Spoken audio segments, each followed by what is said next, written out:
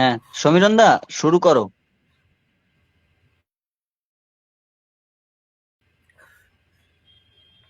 আমি একটু জলটা নিয়ে আসছি, 1 সেকেন্ড। সমীরণ দা, শুনতে পাচ্ছ? আমাদের এই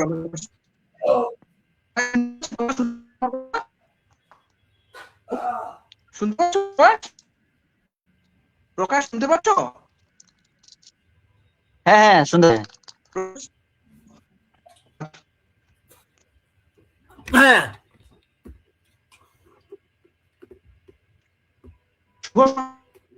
নিয়ে এসছি জলটা। হ্যাঁ, জলটা এনেছি।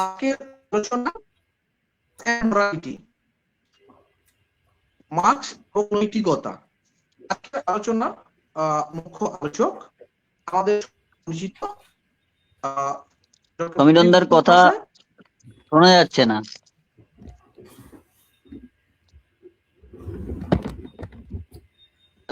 সকলকে শুভ সন্ধ্যা। আমাদের সাথে এখন আছেন অধ্যাপক প্রদীপ বসু স্যার। তো আজকে অনেকদিন পর আমরা আবার আলোচনায় ফিরলাম রাষ্ট্রবিজ্ঞান চর্চা কেন্দ্রের পক্ষ থেকে। অনেকদিন বন্ধ ছিল আমাদের রাষ্ট্রবিজ্ঞান চর্চা কেন্দ্র, এই আলোচনা সভাগুলো। আজকে আমাদের মধ্যে পেয়েছি অধ্যাপক প্রদীপ বসু স্যারকে। আমি অধ্যাপক প্রদীপ বসু স্যারকে অনুরোধ করব আজকের আলোচনাটি শুরু করার জন্য। ধন্যবাদ। প্রথমে সবাইকেই নমস্কার জানাই, আদাব জানাই, গুড ইভিনিং জানাই। রাষ্ট্রবিজ্ঞান চর্চা কেন্দ্রের আলোচনায় আমি বেশ কিছুদিন থাকতে পারিনি, কিছুটা এই সব কাজকর্ম ইত্যাদি কারণে, পারিবারিক ইত্যাদি কারণে। তো আজকে আমি একটা বিষয় নিয়ে বলবো। আর রাষ্ট্রবিজ্ঞান চর্চা কেন্দ্র সম্পর্কে আপনারা তো সকলেই জানেন, অন্য বক্তার ক্ষেত্রে আমি একটু ভূমিকা করে দিই, তো আজকে আমি আর সেটা করছি না। মার্কস এবং নৈতিকতা, মানে মার্কস অ্যান্ড মরালিটি। খুব জেনারেল অর্থে মরালিটি বা এথিক্স, যেটা জাস্টিস বা ন্যায় বিচারের সঙ্গে জড়িত ইত্যাদি।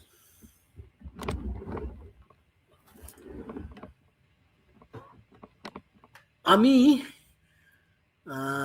এখানে প্রথমেই একটু বলে রাখি যে এখানে আমি যে সমস্ত পত্রপত্রিকা বা গ্রন্থের সাহায্য নিয়েছি তার মধ্যে মার্কস এঙ্গেলসের কালেক্টেড ওয়ার্কস আছে, অনেকগুলো ভলিউম আছে আমার কাছে ইংলিশে। আর এছাড়া টম বটমুরের ডিকশনারি অফ মার্কসিস্ট থট, তারপরে ভ্যানেসা ক্রিস্টিনা উইলস, প্রিন্সটন ইউনিভার্সিটির, তার পিএইচডি থিসিস ছিল মার্কস অ্যান্ড মরালিটি 2011 সালে। সেটার থেকেও আমি অনেকটা ধ্যান ধারণা পেয়েছি। তাছাড়া হাওয়ার্ড সেলস্যামের একটা বই ছিল এথিক্স, সোশ্যালিজম এথিক্স ইত্যাদি বিষয়ে, সেখান থেকেও কিছু ধ্যান ধারণা পেয়েছি। তবে মার্কস এঙ্গেলসের সমগ্র রচনাবলীর আলাদা আলাদা উল্লেখ আমি এখানে আর করলাম না, একসাথে লিখে দিলাম, ওই যেটাকে এমইসিডব্লিউ বলে, মার্কস এঙ্গেলস কালেক্টেড ওয়ার্কস।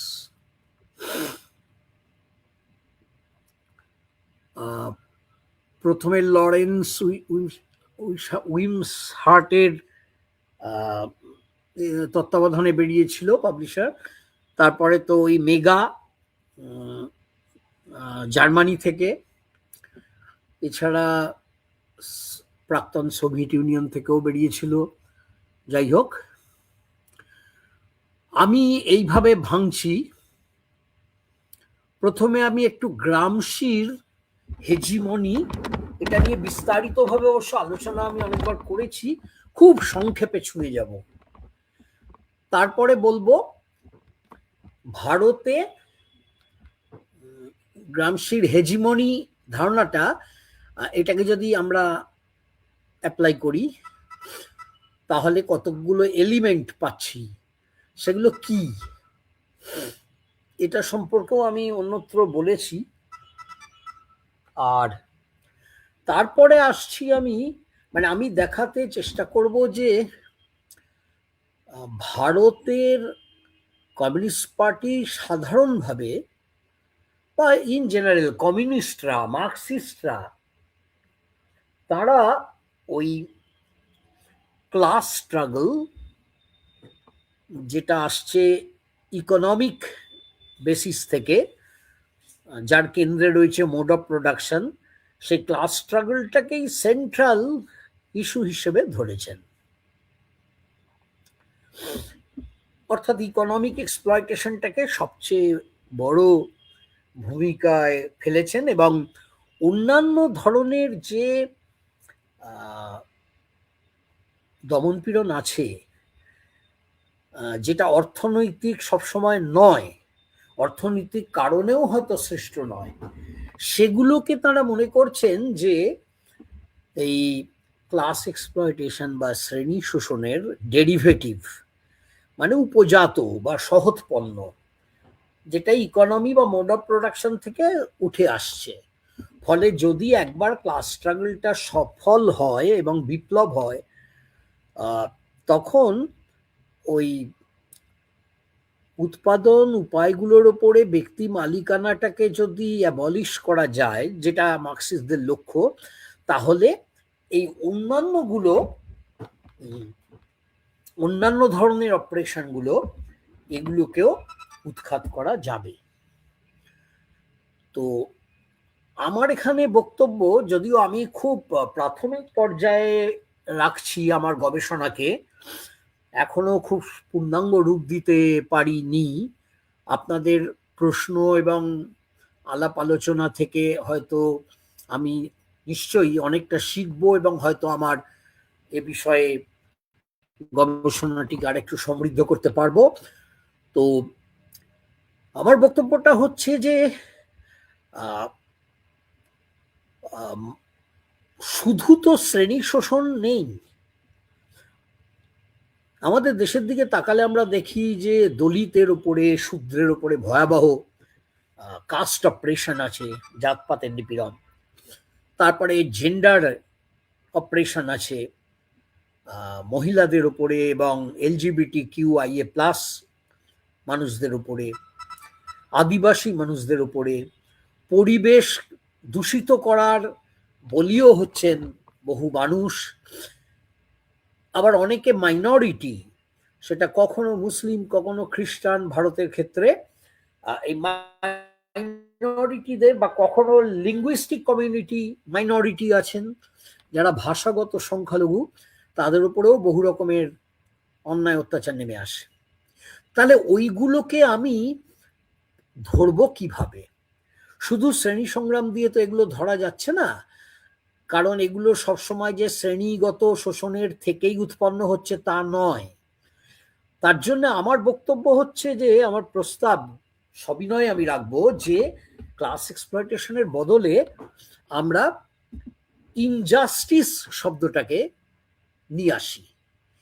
ইনজাস্টিসের কনসেপ্টটা অনেক বেশি অন্তর্ভুক্তিমূলক, ইনক্লুসিভ এবং বৃহত্তর।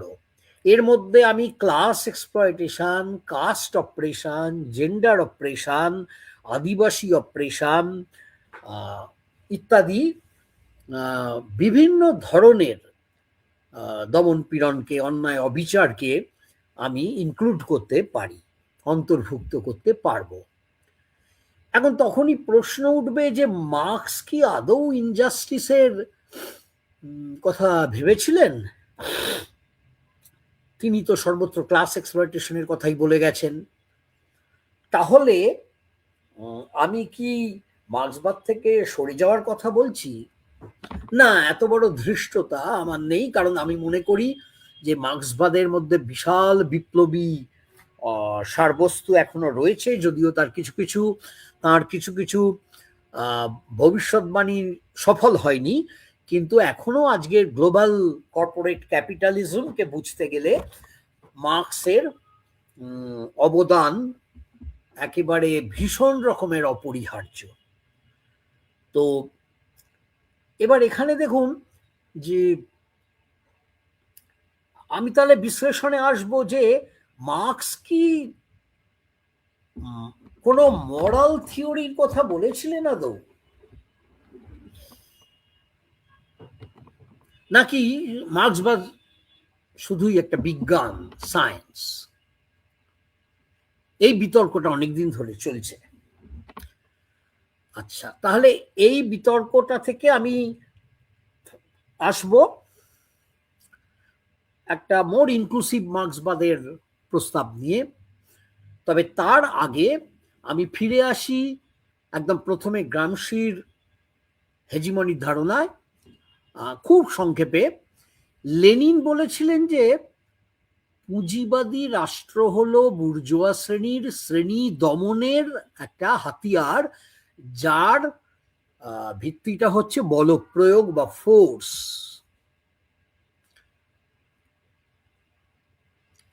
এবারে তার মানে দাঁড়াচ্ছে যে রাষ্ট্র হিংসা প্রয়োগ করে শ্রমিক শ্রেণীর ওপরে, শ্রমজীবী জনগণের ওপরে, এবং এভাবেই সাবজুগেট করে, দমন করে রাখে। এবার গ্রামশি সেখানে আরেকটু যোগ করলেন যে বুর্জোয়া রাষ্ট্র হচ্ছে আসলে দুটো দিকের, দুটো ক্ষেত্রের একটা সম্মিলন। একটা হচ্ছে পলিটিক্যাল সোসাইটি আর একটা হচ্ছে সিভিল সোসাইটি। পলিটিক্যাল সোসাইটির ভিত্তি হচ্ছে কোয়ারশন, বলপ্রয়োগ, ওই লেনিন যেটার কথা বলেছেন। তার মধ্যে আছে বিভিন্ন বলপ্রয়োগের প্রতিষ্ঠান, যেমন পুলিশ, আর্মি, আমলাতন্ত্র, প্রশাসন, বিচার বিভাগ, জেলখানা ইত্যাদি। আর দ্বিতীয় দিকটা হচ্ছে সিভিল সোসাইটি।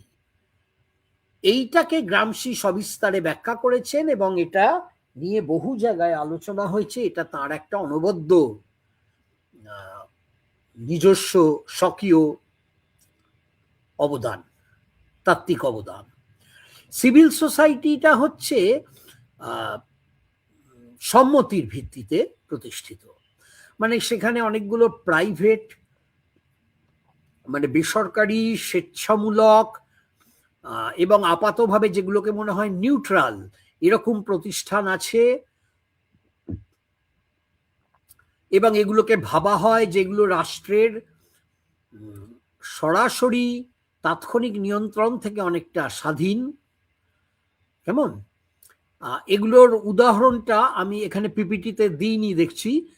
উদাহরণ হিসেবে বলা যায় যেমন পরিবার, তারপরে সাংস্কৃতিক সংগঠন, গণমাধ্যম মানে প্রেস, এখনকার দিনে বলবো টিভি, রেডিও ইত্যাদি, প্রিন্ট মিডিয়া এবং অডিও ভিজুয়াল মিডিয়া ইত্যাদি, বিতর্ক সভা, বা এই যেমন ধরুন এই রাষ্ট্রবিজ্ঞান চর্চা কেন্দ্র, এরকম সেমিনার সভা, এই সবগুলোকে নিয়ে গড়ে ওঠে সিভিল সোসাইটি বা নাগরিক সমাজ বা পৌর সমাজ। এগুলো যেন অনেকটাই রাষ্ট্রের প্রত্যক্ষ নিয়ন্ত্রণ থেকে মুক্ত, অনেকটাই বেসরকারি এবং স্বেচ্ছামূলক। এর মধ্যে অবশ্যই এডুকেশনাল ইনস্টিটিউশনগুলো আছে, স্কুল, কলেজ, পত্র পত্রিকা, সিনেমা, থিয়েটার, ক্রীড়া সংস্থা ইত্যাদি। আচ্ছা, এগুলো কি করে? এগুলোর ওপরে বুর্জোয়া শ্রেণী তাদের সাংস্কৃতিক ও মতাদর্শগত আধিপত্য, মানে কালচারাল আইডিওলজিক্যাল হেজিমনি, সেইটাকে সৃষ্টি করে, এবং তার ফলে এটা শাসিত মানুষদের মনকে, মানস জগৎকে ভীষণভাবে নিয়ন্ত্রণ করে, প্রভাবিত করে, অনেকটাই নিয়ন্ত্রণ করে এবং প্রভাবিত করে, এবং একটা কনসেন্টের জন্ম দেয়, সম্মতি, যে হ্যাঁ এই রাষ্ট্র ব্যবস্থাই তো ভালো, কল্যাণকর, অনেক কিছুই তো মানুষের জন্য করছে, নাগরিকদের জন্য করছে। এটা অ্যাকচুয়ালি একটা কমন সেন্স হয়ে দাঁড়ায়, মানে একটা সাধারণ বোধবুদ্ধি হয়ে দাঁড়ায় লোকের, মানুষের। দৈনন্দিন সাধারণ প্রাত্যহিক বোধবুদ্ধি হয়ে দাঁড়ায় বা কাণ্ডজ্ঞান হয়ে দাঁড়ায়, এবং এর ফলে শাসকদের শাসনের সপক্ষে একটা বৈধতা বা লেজিটিমেসি নির্মিত হয়। তাহলে সিভিল সোসাইটি খুবই গুরুত্বপূর্ণ। এবার আসছি আমরা নেক্সট স্লাইডে।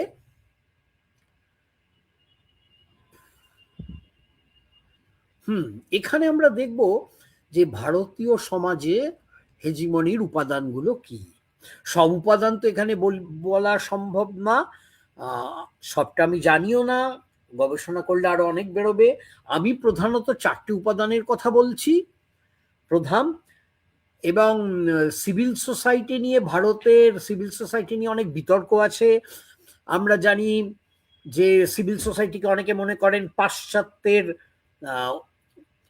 পুঁজিবাদী উন্নত দেশগুলোর একটা বৈশিষ্ট্য, যেখানে গণতান্ত্রিক প্রতিষ্ঠানগুলো উন্নত। আবার অন্যদিকে সমাজবিজ্ঞানী পার্থ চট্টোপাধ্যায় বলেছেন একটা নতুন ধারণার কথা, যে ভারতে সিভিল সোসাইটি তত গুরুত্বপূর্ণ নয়, এবং সে জায়গায় পলিটিক্যাল সোসাইটির ধারণাকে উনি এনেছেন। আবার অনেকে তার বিরোধিতা করেছেন, যেমন সঞ্জীব মুখোপাধ্যায়।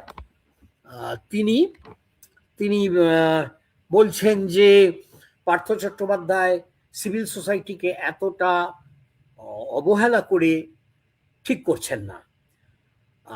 এই সব নিয়ে বিতর্ক চলছে। এসব বিতর্কে তো আমি এখন যাচ্ছি না, আমার বিষয় নয়। ভারতে সিভিল সোসাইটি হয়তো এই বিশাল জনসমুদ্রের মধ্যে খুব অল্প সংখ্যক মানুষকে যুক্ত করেছে, এবং এই সিভিল সোসাইটির ভূমিকা পাশ্চাত্যের সিভিল সোসাইটির মতো অত প্রবল নয় যে রাষ্ট্রের হস্তক্ষেপকে তারা কাউন্টার করবে বা সাকসেসফুলি চ্যালেঞ্জ করবে, এরকম নয়। এটা অনেকটা দুর্বল, যদিও সঞ্জীব মুখার্জি দেখিয়েছেন যে ব্রিটিশ কলোনিয়াল পিরিয়ডে সিভিল সোসাইটি অনেক বলিষ্ঠ ভূমিকা নিয়েছিল। আর ভারতের সিভিল সোসাইটি তা সত্ত্বেও একটা মোটামুটি ভূমিকা তো পালন করে, সমাজের উপরে তার একটা প্রভাব আছে। এবং সেখানে সিভিল সোসাইটিতে হেজিমনি আছে সেই সব উপাদানগুলোর, সেই সব চিন্তা ভাবনার, যেগুলো ব্যাপকভাবে সমাজে উচ্চবিত্ত এলিট, অভিজাত শ্রেণী বা প্রবর শ্রেণী, আর মানে এলিটের বাংলা অনেকে করেছেন প্রবর শ্রেণী, তাছাড়া উচ্চ মধ্যবিত্ত, কিছুটা পরিমাণে বিশাল মধ্যবিত্ত, এবং নিশ্চয়ই কিছুটা পরিমাণে নিম্ন মধ্যবিত্ত বা নিম্নবিত্তদেরও চিন্তাভাবনাকে প্রভাবিত করে। এরকম 4টে চিন্তাভাবনা আমি খুব সংক্ষেপে বলবো। একটা হচ্ছে প্রকৃতি নিয়ে, morals that justify devastation of nature. প্রকৃতির ধ্বংসকে উন্নয়নের নামে, শিল্পায়নের নামে যে ধ্বংস করা হয়, এবং ইকোলজির ব্যালেন্স, এনভায়রনমেন্টের পলিউশন, এগুলো ডেকে আনা হয়, এবং সেগুলোকে নৈতিকভাবে সমর্থন করা হয় এই ভাবনায়। এই ভাবনাগুলো বেশ ভালো রকম সমাজে ছড়িয়ে গেছে, যে এটা তো করতেই হবে, ডেভেলপমেন্ট চাই, ইন্ডাস্ট্রি চাই, প্রকৃতিকে দরকার হলে আমাদের নিয়ন্ত্রণ করতে হবে। এই সব ধ্যান ধারণা অনেকটা অবশ্যই 18th সেঞ্চুরি ইউরোপের এনলাইটেনমেন্ট থেকে আসে, যেখানে মানব কেন্দ্রিকতা, অ্যানথ্রোপোসেন্ট্রিজম দেখা যেত। তারও সূচনা রেনেসাঁসে 14th সেঞ্চুরিতে, যেখানে ওই হিউম্যানিজম এর সূচনা হয়েছিল। তো সেক্ষেত্রে প্রকৃতিকে মানুষের পদানত করে রাখতে হবে মানুষের ক্ষমতা দিয়ে, এবং মানুষের চাহিদাগুলো মেটানোর জন্য তাকে ব্যবহার করতে হবে, দরকার হলে তাকে একেবারে ছিবড়ে করে ছেড়ে দেওয়া যেতে পারে, এবং সেটা উচিত।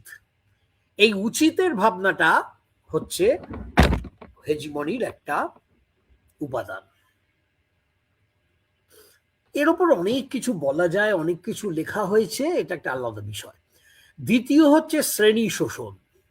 আমরা জানি যে গ্লোবাল কর্পোরেট ক্যাপিটাল এটা কিভাবে তীব্র শ্রেণী শোষণকে আরো তীব্রতর করে তুলেছে, শ্রমজীবী মানুষদের উপরে, শ্রমিক, কৃষক এবং অন্যান্য শ্রমজীবী মানুষদের উপরে ব্যাপকভাবে এই শোষণ চলেছে। তো এটাকে সমর্থন যোগাচ্ছে, মানে নৈতিক সমর্থন জানানো হচ্ছে নিওলিবারাল ভ্যালুজ দিয়ে, নয়া উদারবাদী মূল্যবোধ দিয়ে একে ন্যাশনালাইজ করা হচ্ছে, একে এর যৌক্তিকতা প্রমাণ করা হচ্ছে যে শ্রেণী শোষণ তো হবেই। আমরা জানি ভারতে এই মুহূর্তে 4টে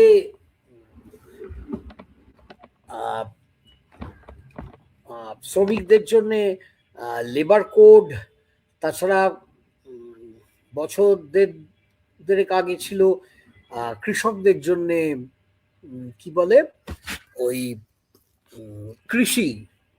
কৃষি আইন, ফার্মার্স অ্যাক্ট।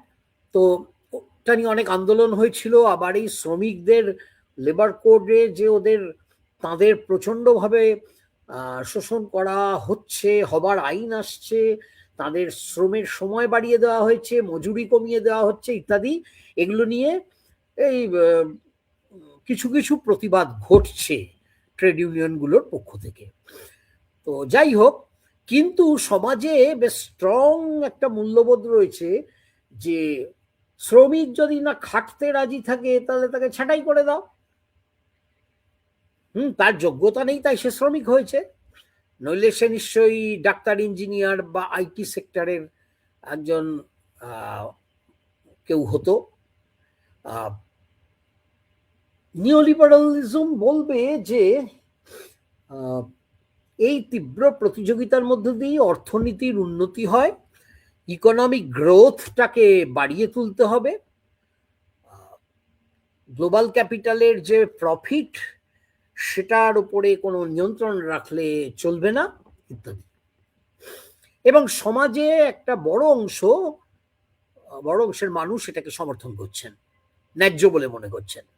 থার্ড হচ্ছে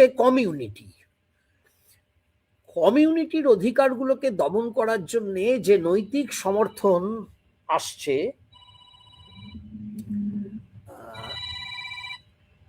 আচ্ছা এক সেকেন্ড,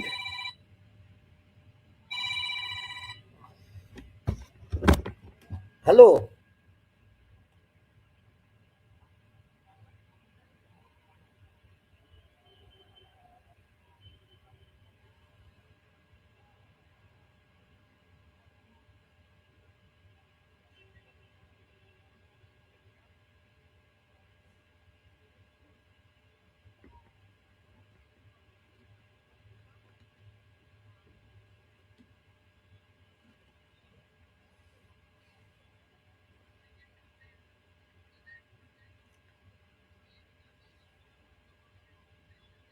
হুম হুম হুম ঠিক আছে, হুম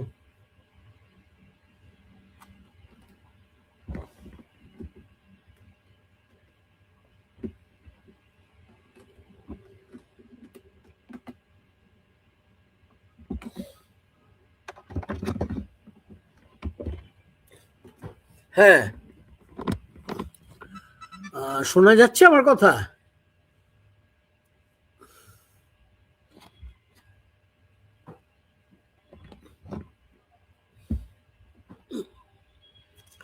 শান্তনা, আমার কথা কি শোনা যাচ্ছে?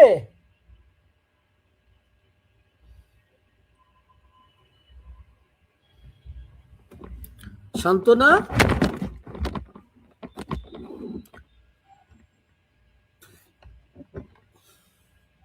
আমার কথা শোনা যাচ্ছে?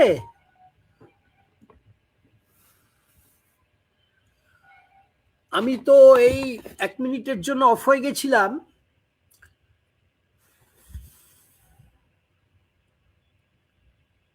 হ্যালো শান্তনা,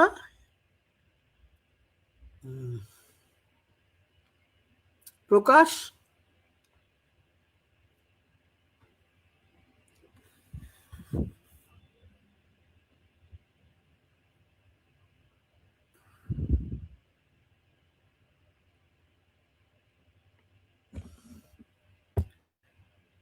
হ্যাঁ প্রকাশ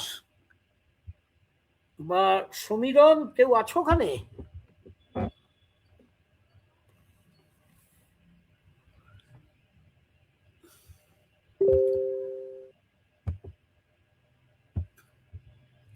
হ্যাঁ, কেউ আছো ওখানে?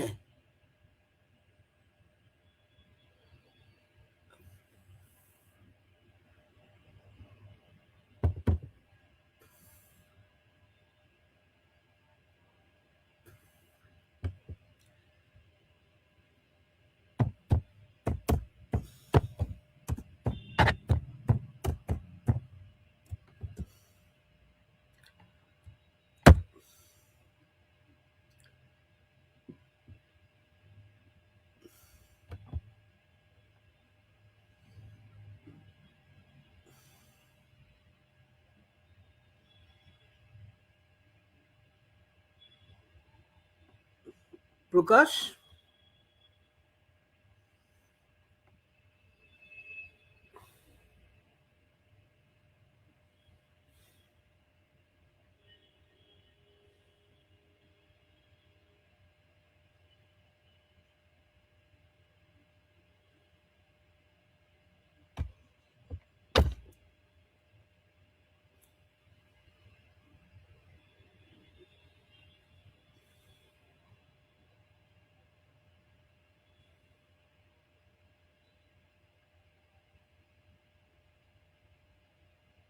প্রকাশ,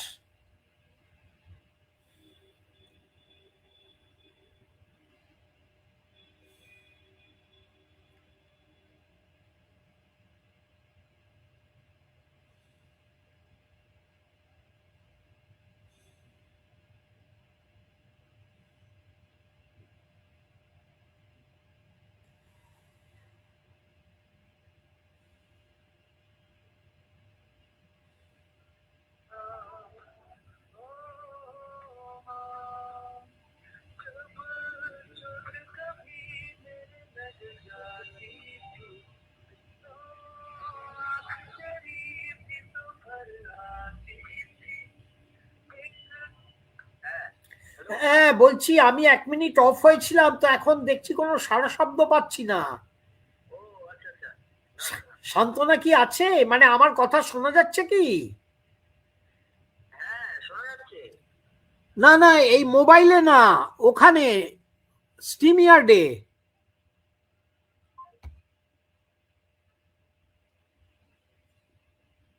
শোনা যাচ্ছে, শোনা যাচ্ছে। হ্যাঁ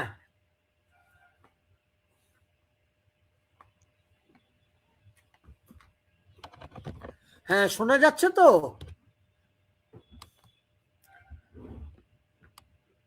হ্যাঁ হ্যাঁ হ্যাঁ স্যার, শোনা আচ্ছা, যাচ্ছে, বলুন। আমি অসুবিধা তাহলে, নেই। আচ্ছা আচ্ছা, তাহলে হ্যাঁ, আমরা যেটা বলছিলাম সেটা হলো কমিউনিটির অধিকারগুলো, সেগুলোকে দমন করার পক্ষে অনেক যুক্তি দেখানো হচ্ছে এবং মনে করা হয় যে সেটা ন্যায্য, এর মধ্যে কোনো ভুল নেই, অন্যায় নেই। এই কমিউনিটি রাইটগুলোকে আমি 4টে ভাগে মোটামুটি ভাগ করেছি। একটা হচ্ছে জেন্ডার, মানে মহিলাদের এবং তৃতীয় লিঙ্গের মানুষের ওপরে অনেক রকমের দমন পীড়ন চালানো হয় এবং সেটাকে ন্যায্য মনে করা হয়, কারণ তারা হচ্ছে ইনফিরিয়ার কোয়ালিটির মানুষ। এইটা সমাজে একটা গুরুত্বপূর্ণ উপাদান, হেজিমনির উপাদান। আর কি, দ্বিতীয় হচ্ছে আদিবাসী। আদিবাসীদেরও মনে করা হয় অসভ্য, বর্বর, তাঁরা, তাঁদের সংস্কৃতিকে উপেক্ষা করা হয়, ব্যঙ্গ করা হয়, তাঁদের জল জঙ্গল জমি দখল করে নেওয়া হয়, সেখানে খনি বা ইন্ডাস্ট্রি করা হয়, বিদেশি কর্পোরেট সেক্টরকে দিয়ে দেওয়া হয়, হ্যাঁ, বিদেশি বা দেশি গ্লোবাল কর্পোরেট সেক্টরের হাতে চলে যায় জমি, এবং আদিবাসীরা তাদের এই অসম্মান এবং তাদের প্রতি এই বৈষম্যমূলক আচরণটাকে মনে করা হয় ন্যায্য। আসলে এই বিপুল পরিমাণ মানুষের সমর্থন আছে বলেই তো এগুলো করা যাচ্ছে, তাই না? তাদের এমনভাবে বুঝিয়ে রাখা হয়েছে, বুর্জোয়া হেজিমনি এমনভাবে তাদের ওপরে প্রভাব বিস্তার করেছে। আচ্ছা, তৃতীয়ত হচ্ছে কাস্ট। দলিত এবং শূদ্র, মানে দলিত বলতে মোটামুটি বলা যেতে পারে এসসি, আর শূদ্র বলতে মোটামুটি বলা যেতে পারে ওবিসি। এই সমস্ত তথাকথিত নিচু বা নিচু করে রাখা জাতপাতের মানুষের ওপরে অবর্ণনীয় অত্যাচার চালানো হয় এবং সেগুলোকে মনে করা হয় ন্যায্য। এরা তো নিচু, এরা অশিক্ষিত, বর্বর, হ্যাঁ, এদের তো আমরা অচ্ছুত বলে মনে করবই, এরম।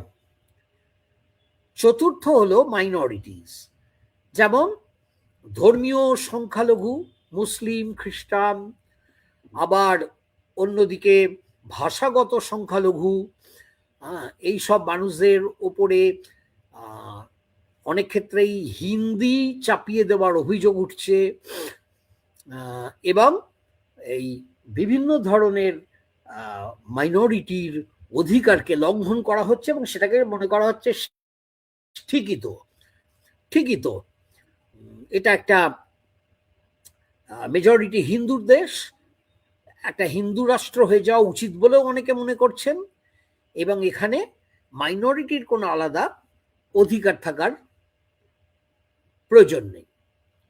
আচ্ছা, এই চারটে হলো কমিউনিটি রাইটস। আচ্ছা, আর হেজিমনির উপাদান আমি তিনটে বললাম এখনো পর্যন্ত। চতুর্থটা হচ্ছে ব্যক্তি নাগরিকের অধিকার বা ব্যক্তি মানুষের অধিকারকে লঙ্ঘন করা হচ্ছে এবং সেটাকে মনে করা হচ্ছে যে ন্যায্য, ন্যায়সঙ্গত মনে করা হয়। তাহলে ভারতীয় সমাজে হেজিমনির এই যে উপাদানগুলো, এগুলো সিভিল সোসাইটিতে যে হেজিমনি প্রতিষ্ঠিত সেখানে শুধু প্রভাব বিস্তার করে নেই, সিভিল সোসাইটিকে যদি আমি ইউরোপীয় অর্থে ধরি তাহলে সিভিল সোসাইটির বাইরেও যে কমিউনিটিগুলো আছে সেখানেও কিন্তু, যেমন কাস্ট, আদিবাসী, মাইনরিটিস, হ্যাঁ, এই সমস্ত, বা জেনারেলি যে জেন্ডার ডিসক্রিমিনেশন, এই সমস্ত ক্ষেত্রেও কিন্তু এই উপাদানগুলো প্রভাব বিস্তার করেছে। এখন সিভিল সোসাইটিকে আমরা সংকীর্ণ অর্থে নেব, মানে পার্থ চ্যাটার্জির অর্থে নেব, না অনেক ফ্লেক্সিবল, অনেক নমনীয়, বৃহত্তর অর্থে নেব, যেটা সঞ্জীব মুখার্জি লিখেছেন, তা নিয়ে বিতর্ক আছে, বিতর্ক চলুক। তবে সিভিল সোসাইটিকে অতিক্রম করে স্পিলিং ওভার, উপচে পড়ছে এই হেজিমনির প্রভাবগুলো সমাজের প্রায় সর্বক্ষেত্রে। আচ্ছা, এখানে আমার যেটা বক্তব্য সেটা হচ্ছে যে তাহলে কমিউনিস্ট পার্টি ভারতে যে শুধু ক্লাস এক্সপ্লয়টেশনকে এত গুরুত্ব দিয়েছিলেন এবং অন্যান্য অপারেশনগুলোকে মনে করতেন যে ডেরিভেটিভ, সেটা কি তাহলে ঠিক ছিল? এটা ঠিক যে কমিউনিস্ট পার্টি অত্যন্ত দুঃসাহসের সঙ্গে তারা সেই স্বাধীনতা সংগ্রামের সময় থেকে স্বাধীন ভারতে পর্যন্ত অজস্র গৌরবজনক, বীরত্বপূর্ণ জনগণের সংগ্রাম গড়ে তুলেছেন, শ্রমিক এবং কৃষকের সংগ্রাম গড়ে তুলেছেন বহু ক্ষেত্রে। কিন্তু এখানে একটা ব্যাপার হচ্ছে যে ক্লাস স্ট্রাগলকে তারা সেন্ট্রাল শুধু সেন্ট্রাল নয়, কোনো কোনো ক্ষেত্রে সেটাকেই একমাত্র নির্ধারক বলে ধরে নিয়েছেন। তো সেই জায়গায় আমরা যদি একটা বৃহত্তর কনসেপ্ট আনি, হ্যাঁ, মোর ইনক্লুসিভ, যেটা আরো বেশি অন্তর্ভুক্তিমূলক, সেটা হচ্ছে ইনজাস্টিস। শ্রেণী শোষণ ছাড়াও যে অন্যান্য ধরনের এই অবিচারগুলো চলেছে, প্রকৃতিকে ধ্বংস করা, তারপরে জেন্ডার ভিত্তিক, আদিবাসী আইডেন্টিটি ভিত্তিক, দলিত এবং শূদ্র ভিত্তিক, সংখ্যালঘু ভিত্তিক, এমনকি ব্যক্তি স্বাধীনতাও এই বিপর্যস্ত। এই সমস্ত ক্ষেত্রগুলোতে আমরা কমিউনিস্ট পার্টি তাদেরও অন্তর্ভুক্ত করে, শ্রেণী সংগ্রামের সাথে তাদের যুক্ত করে চলতে পারেন। এবং এভাবেই ভারতের ক্ষেত্রে কমিউনিস্ট পার্টি সমস্ত রকমের অন্যায় বিরোধী সংগ্রামে নেতৃত্ব দেবার চেষ্টা করতে পারেন। তাহলে ক্লাস এক্সপ্লয়টেশনকে কি কনসেপ্ট না ধরে আমরা ইনজাস্টিসকে কি কনসেপ্ট ধরি? ইনজাস্টিসের মধ্যে ইকোনমিক ক্লাস এক্সপ্লয়টেশনও থাকবে, আবার সোশ্যাল অপারেশন, কালচারাল অপারেশন, হ্যাঁ, জেন্ডার অপারেশন, কাস্ট অপারেশন, এই সব কিছুই, সমস্ত ধরনের অন্যায় অবিচারের বিরুদ্ধে লড়াইটাই তো কমিউনিস্ট পার্টির করার কথা। কমিউনিস্ট পার্টি করেও তাই, কিন্তু মনে করে যে অন্যান্য মানে অর্থনৈতিক নয় এমন অপারেশনগুলো সব উঠে আসছে অর্থনীতি থেকে, শ্রেণী শোষণ থেকে। হ্যাঁ, এইখানটায় একটা এসেনশিয়ালিজম বা রিডাকশনিজম হয়ে যাচ্ছে। আচ্ছা, তাহলে এখানে কি করতে হবে? ইনজাস্টিস বা জাস্টিস বা মরালিটি, এইসব প্রশ্নগুলো উঠলেই আমরা জানি যে মার্ক্সবাদীদের মধ্যেও প্রচুর বিতর্ক আছে। তো মার্ক্স কি সত্যি ইনজাস্টিসের ধারণাকে ত্যাগ করেছিলেন? আমরা একটু ডিটেলে সেটা দেখব। Next slide. হ্যাঁ,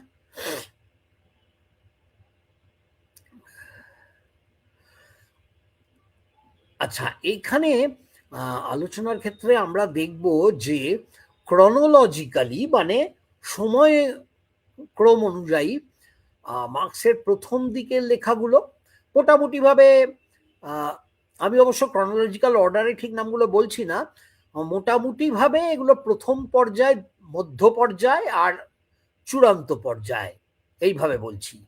প্রথম পর্যায়ে ধরুন দ্য হোলি ফ্যামিলি, আর ইপিএম বা economic and philosophic manuscripts of 1844, German ideology, এগুলো। আরো অনেক লেখা আছে, আমরা মূলত এগুলোকে প্রাসঙ্গিক বলে ধরছি। আচ্ছা, মধ্য পিরিয়ডে, মধ্য পর্যায়ে কমিউনিস্ট ম্যানিফেস্টো, তারপর poverty of philosophy, civil war in France, আর তারপরে অন্তিম পর্যায়ে দেখছি গ্রুন্ড্রিসে, ক্যাপিটাল, মানে Das capital, critique of the Gotha programme, the civil war in ফ্রান্সটাকে আসলে এখানে কেউ কেউ মধ্যবর্তী পর্যায়ে রেখেছেন, কেউ কেউ অন্তিম পর্যায়ে রেখেছেন। কেমন? তা আমরা এখানে এক ঝলক দেখে নিতে পারি যে ইপিএম হচ্ছে 1844-এ, হোলি ফ্যামিলি 1845-এ। এগুলো এখানে লেখা থাকলে ভালো হতো। তারপরে জার্মান আইডিওলজি 1845-এ। আচ্ছা, এবার আসছে মধ্য পর্যায়ে poverty of philosophy 1847, wage labour and capital 1847, communist manifesto 1848, class struggles in France 1850, class struggles in France 1850, আর 18th Brumaire of Louis Napoleon, এটা 1852। আচ্ছা, তার পরবর্তী পর্যায়ে আমরা পাচ্ছি গ্রুন্ড্রিসে 1857, এটা শেষের পর্যায়ে। A contribution to the critique of political economy 1859, তারপরে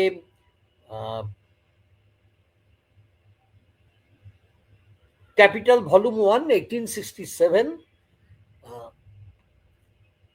আর সিভিল ওয়ার ইন ফ্রান্স 1871। তাহলে 1850-তে ছিল ক্লাস স্ট্রাগলস ইন ফ্রান্স। হ্যাঁ, ওটা এখানে আমার পিপিটিতে একটা কারেকশন করতে হবে। আচ্ছা, তাহলে capital, the civil war in France, আর ক্রিটিক অফ গোথা প্রোগ্রাম হচ্ছে 1875, আর মার্কস মারা গেছেন 1883। দাস ক্যাপিটালের ভলিউম 2টা এঙ্গেলস পাবলিশ করেছিলেন 1885, আর ভলিউম 3টা এঙ্গেলস পাবলিশ করেছিলেন 1894। যাই হোক, এই সব লেখাগুলোর মধ্যে দিয়ে আমরা ট্রেস করার চেষ্টা করব এই একে, মার্কসের মরালিটির তত্ত্বকে। কেন না, বিখ্যাত দার্শনিক লুই আলথুজার তিনি বলেছিলেন একটা খুব গুরুত্বপূর্ণ কথা, যে ইয়াং মার্কস আর ম্যাচিওর মার্কসের মধ্যে একটা ব্রেক আছে। ইয়াং মার্কস ছিলেন অনেক বেশি হিউম্যানিস্ট, এবং সেখানে এই মরালিটি, জাস্টিস, এসব বিষয়গুলো গুরুত্ব পেত। ইপিএম ওই সময় লেখা, এবং ওখানে এলিয়েনেশনের কনসেপ্টটাও খুব গুরুত্ব পেয়েছে, যেখানে মানুষের নেচার, হিউম্যান নেচার নিয়ে মার্কস কথা বলেছেন।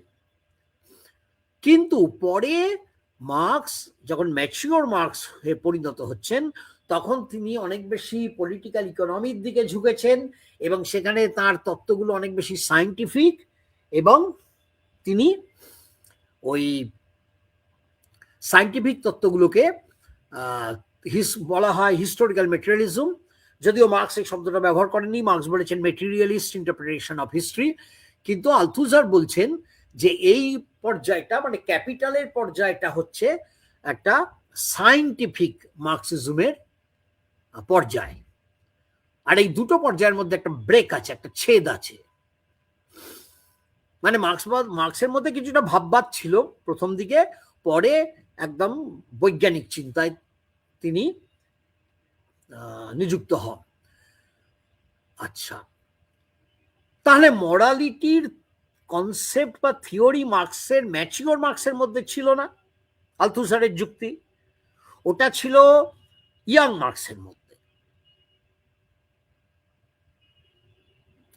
কিন্তু আমরা ওই পরবর্তীকালের লেখাগুলো বিশ্লেষণ করলে দেখতে পাচ্ছি, যদিও আমার এই গবেষণা এখনো সমাপ্ত হয়নি, কিন্তু মোটামুটি ভাবে যা দেখতে পাচ্ছি সেটা হচ্ছে যে ওই প্রথম দিকের মার্কস যখন মরালিটির কথা বলেছেন, এলিয়েনেশনের কথা বলেছেন, মানে বিচ্ছিন্নতার কথা বলেছেন, তেমনি পরবর্তীকালের মার্কস তিনিও কিন্তু ওই এলিয়েনেশনের কনসেপ্টটাকে ব্যাখ্যা করেছেন, কিন্তু তিনি এলিয়েনেশন শব্দটা ব্যাখ্যা করেননি।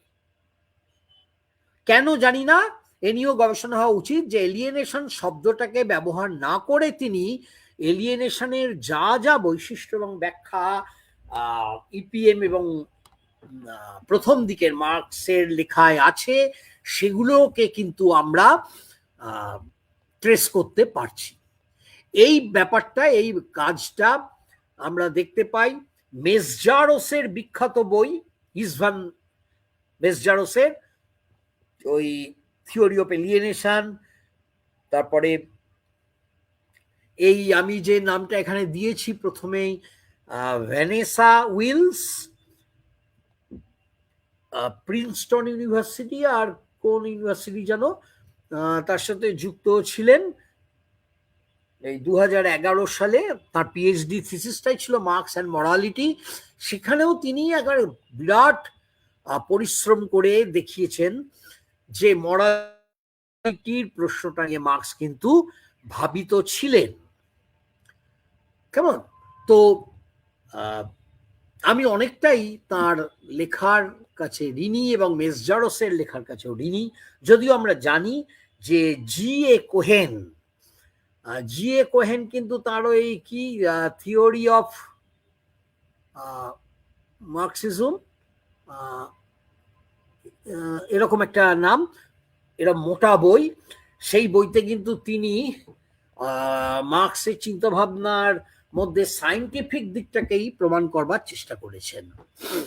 যাই হোক, এবারে আমরা বলতে পারি যে তাহলে সায়েন্স বনাম মরালিটি, এই একটা বিতর্ক আমরা দেখতে পাচ্ছি মার্ক্সবাদী মহলে। একদল বলছেন যে মার্ক্স প্রথম দিকে ছিলেন মরালিস্ট, তাই মার্ক্সবাদের তত্ত্ব হচ্ছে একটা মরাল থিওরি, নৈতিক তত্ত্ব, মানে এটা বিজ্ঞান নয়, এটা রাইট অ্যান্ড রং বিচার করে মানুষকে চেষ্টা করতে হবে যেটা ন্যায্য তার জন্য সংগ্রাম করতে।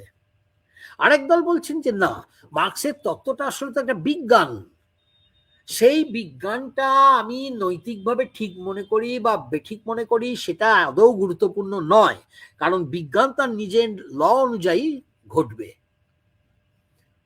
মানে কেউ যদি বলে 100°C নির্দিষ্ট চাপে একটা বিশুদ্ধ জল ফুটবে, তো সেখানে ফিজিক্সের এই নিয়মটা, এখানে কেউ যদি বলেন এটা কি ঠিক ন্যায্য, জলের কি এভাবে ফোটা উচিত, এ প্রশ্ন তো ওঠে না বিজ্ঞানের ক্ষেত্রে। বিজ্ঞানের একটা ইউনিভার্সাল অবজেক্টিভ ট্রুথের প্রতি দায়বদ্ধতা আছে, কিন্তু যদি নৈতিক তত্ত্ব হয় সে তাহলে বলবে যে মানুষকে চেষ্টা করতে হবে, যদি সে অন্যায়ের বিরুদ্ধে লড়তে চায় তাহলে তাকে ন্যায্যতার জন্য লড়তে হবে। তার মানে একটা জিনিস দেখুন, যদি আপনি বলেন যে মার্ক্সকে তত্ত্ব সায়েন্টিফিক, তাহলে অনেকটাই আপনি বসে থাকতে পারেন, কারণ এ তো ঘটবেই, ইনএভিটেবিলিটি অফ সোশ্যালিজম। এই আমরা জানি প্লেখানভ, কাউটস্কি, স্টালিন, এদের লেখার মধ্যে এরকম বেশ প্রভাব ছিল, অর্থোডক্স মার্কসিজমের মধ্যে ছিল। আবার অন্যদিকে দেখুন গ্রামশি বা কার্ল কর্শ, লুকাচ, এদের মধ্যে আবার দেখতে পাই যে অনেক বেশি মানুষের চেষ্টার উপরে জোর দেওয়া হয়েছে। কেমন ওটা বিজ্ঞানের ওপর ওরকম জোর না দিয়ে বলা হচ্ছে যে মানুষকে একটা ন্যায্য সমাজ পাওয়ার জন্যে সোশ্যালিজমের জন্য লড়তে হবে, মানে মানুষের ভূমিকাটা অনেক বেশি গুরুত্বপূর্ণ হয়ে যাচ্ছে। আর বিজ্ঞান বললে মানুষের একটা নিশ্চেষ্ট থাকার প্রবণতা তৈরি হতে পারে। তাহলে আমরা এখানে আলথুজারকে মানছি না, আমরা এখানে মনে করছি, আমরা দেখানোর চেষ্টা করছি যে একটা নৈতিকতার তত্ত্ব মার্ক্সের মধ্যে আগাগোড়া সক্রিয় ছিল। এবং এখানে কেউ যদি বলেন না ক্লাস এক্সপ্লয়টেশনটাই সবচেয়ে গুরুত্বপূর্ণ, সেটা তো একটা বিতর্কের ব্যাপার, কিন্তু ক্লাস এক্সপ্লয়টেশন তো একমাত্র ইনজাস্টিস নয়। আর সাফারিং এর সঙ্গে আমার যেটা মনে হচ্ছে যে মানুষের যে কোনো সামাজিক ক্রিয়াকলাপের পেছনে দুটো মূল প্রবণতা থাকে, সাফারিং এর বিরোধিতা করা আর ইনজাস্টিসের বিরোধিতা করা। এখন সাফারিংকে যে সবসময় মানুষ বিরোধিতা করে তাও নয়, অনেক সময় সে যদি মনে করে যেটা এই সাফারিংটা বৈধ, ন্যায্য, যেমন দেখবেন যে চড়কের সময় মানুষ নিজেকে কষ্ট দেয়, আবার মহরমের সময় মুসলিমরা, চড়কের সময় হিন্দুরা, তারা নিজেদের ধর্মবিশ্বাস অনুযায়ী নিজেকে কষ্ট দেন এবং এই সাফারিংটাকে তারা বরণ করে নেন। আবার আমরা জানি বিপ্লবী যতীন দাস 63 দিন অনশন করেছিলেন জেলে, তার একটা মহত্তম আদর্শ ছিল। তেমনি স্বাধীনতার মহত্তম আদর্শের জন্য আজাদ হিন্দ ফৌজ, সৈন্যরা লড়াই করেছিলেন। ক্ষুদিরাম, বিনয় বাদল দীনেশ, ভগৎ সিং, আশফাকুল্লাহ, এরাও দীর্ঘ সংগ্রাম করেছিলেন। তো এই সাফারিংটাকে যদি মানুষ ন্যায্য মনে করে সেটা মেনে নেয়, আর যদি মনে করে সাফারিংটা অন্যায্য, তখনই ইনজাস্টিসের প্রশ্নটা আসছে। মানে যদি এটা ইনজাস্টিস হয় তাহলে মানুষ মনের মধ্যে অনেক নৈতিক সমর্থন পায়। তাহলে বলা যেতে পারে যে অর্থোডক্স মার্কসিজম মনে করত যে সাফারিং থাকলেই মানুষ শ্রেণী সংগ্রামে, শ্রমজীবী মানুষ এগিয়ে আসবে। কিন্তু ব্যাপারটা অত সিম্পল নয়, কারণ সাফারিং থাকা সত্ত্বেও মানুষ অনেক কিছু সহ্য করে, অনেক কষ্ট সহ্য করে। মূল্যবৃদ্ধি, হ্যাঁ, সাম্প্রদায়িকতা, সংকীর্ণতা, দাঙ্গা, অনেক কিছু মানুষ সহ্য করে যদি সেটা ঠিক বলে মনে করে, মানে যদি সেটা জাস্টিস বলে মনে করে। তা আমি যদি মনে করি যে শুধু সাফারিং থাকলেই ক্লাস স্ট্রাগল হবে, সেটা অর্থোডক্স মার্কসিজমের মধ্যে এই প্রবণতাটা ছিল, কিন্তু এটা ঠিক নয়।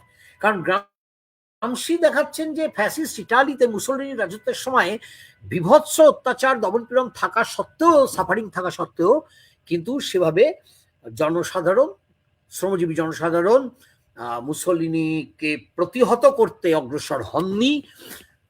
কারণ একভাবে তাদের চিন্তনকে, মননকে এই বুর্জোয়া হেজিমনি প্রভাবিত করে দিয়েছিল, হ্যাঁ, যে যা হচ্ছে ঠিক হচ্ছে।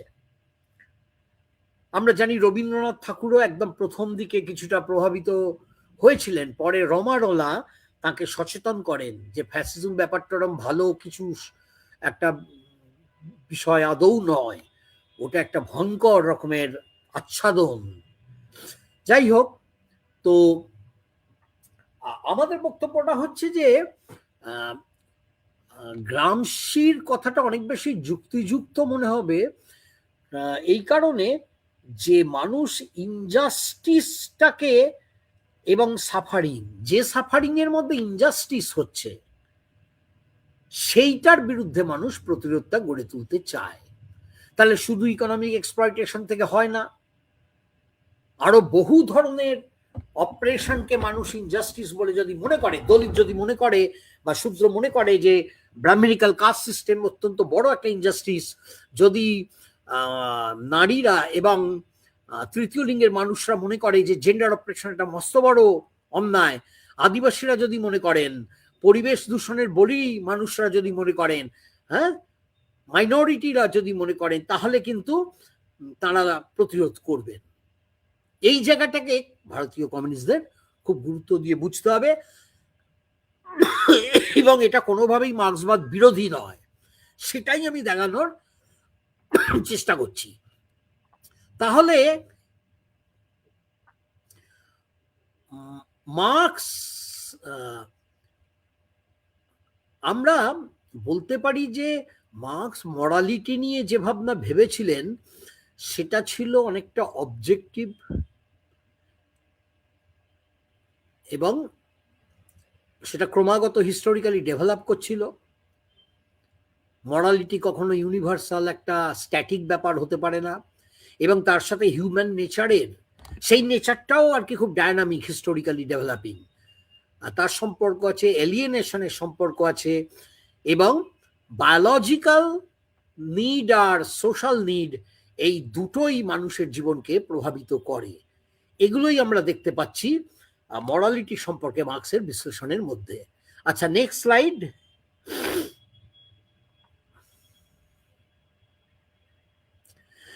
এবার মার্ক্সের methodology for a probe into morality, মরালিটির সম্পর্কে যে গভীর অনুসন্ধান চালিয়েছিলেন মার্ক্স, তার পদ্ধতি তত্ত্ব কি ছিল, মেথোডোলজি,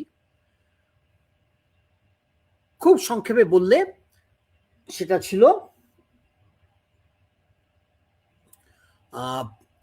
মেটেরিয়ালিস্ট, অর্থাৎ মোরালিটি একটা বিমূর্ত কিছু নয়, স্পেকুলেটিভ নয়, ইমাজিনেশন নয়, ফ্যান্টাসি নয়, এটাই জড় বস্তু জগতের মধ্যে থেকেই উঠে আসে, বাস্তব জীবন থেকেই উঠে আসে। আর কি, ডায়ালেকটিক্যাল, ডায়ালেকটিক্যাল নিয়েও আমরা আলোচনা অন্যত্র করেছি। খুব সংক্ষেপে বললে যে যেখানে একটা আরেকটার অস্তিত্বের জন্যে একটা ক্রমাগত বিকাশমান শর্ত, মানে emergent condition for the existence of the other, মানে বায়োলজিক্যাল আর সোশ্যাল। বায়োলজিক্যাল থেকেই, অস্তিত্ব থেকেই আমরা বেঁচে থাকি, আবার সেখান থেকেই সোশ্যাল নিডস গুলো গড়ে উঠতে থাকে, আবার সোশ্যাল নিডস গুলোর জন্য আমরা, বায়োলজিক্যাল নিড এবং সোশ্যাল নিডের জন্য আমরা প্রোডাকশন করি। হ্যাঁ, এটা হিস্টোরিক্যালি ঐতিহাসিকভাবে ঘটে চলে, ফলে এটা কোথাও দাঁড়িয়ে থাকে না। বায়োলজিক্যাল নিডও পাল্টায়, সোশ্যাল নিডসও পাল্টায়, এবং সেখানে প্রোডাকশনের একটা বিরাট ভূমিকা থাকে। কারণ মানুষকে মার্কস মনে করছিলেন যে তার একটা অলরাউন্ড ডেভেলপমেন্ট হওয়াটা উচিত, তার যে সমস্ত ট্যালেন্ট বা পোটেনশিয়ালিটিস আছে তার অলরাউন্ড ডেভেলপমেন্টটা হওয়া উচিত, এবং ব্যক্তির বিশেষ করে এটা হওয়া উচিত, এবং মানুষ সার্থক হয় তার এই প্রোডাকশন অ্যাক্টিভিটিসের মধ্যে দিয়ে। কিন্তু সেটা যদি বাধ্যতামূলক হয় তাহলে মানুষের জীবনের প্রকৃত সার্থকতা আসে না। কিন্তু মানুষ যদি ক্রিয়েটিভ অ্যান্ড ভলান্টারি লেবার দেয়, ক্রিয়েটিভ মানে সৃজনশীল এবং ভলান্টারি মানে নিজের ইচ্ছে যদি শ্রম করে, উৎপাদন করে, সেটাই হবে তার জীবনের সবচেয়ে বড় সার্থকতা। এবং এটাই হচ্ছে হিউম্যান নেচার। হিউম্যান নেচার মনে কোনো চিরস্থায়ী কোনো প্রকৃতি নয়। হিউম্যান নেচারটাও ক্রমাগত বিবর্তনের মধ্যে দিয়ে দিয়ে মানে সামাজিক, ঐতিহাসিক, সাংস্কৃতিক, অর্থনৈতিক, পরিবেশগত সমস্ত ফ্যাক্টরগুলোর মধ্যে দিয়ে পাল্টে পাল্টে এগিয়ে চলে হিউম্যান নেচারটা।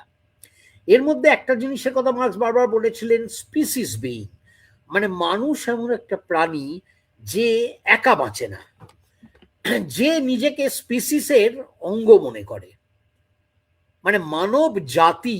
এখানে বোধহয় আমরা সেই রবীন্দ্রনাথের বিশ্ব মানবের ধারণাটার কথা ভাবতে পারি, যে আমি বিশ্ব মানবেরই একটা অংশ, হ্যাঁ, মানে মানব জাতির একটা অংশ। এইটা হচ্ছে আমার স্পিসিস বিইং, এই পরিচিতিটাই আমাকে সবচেয়ে বড় আনন্দ দেয়।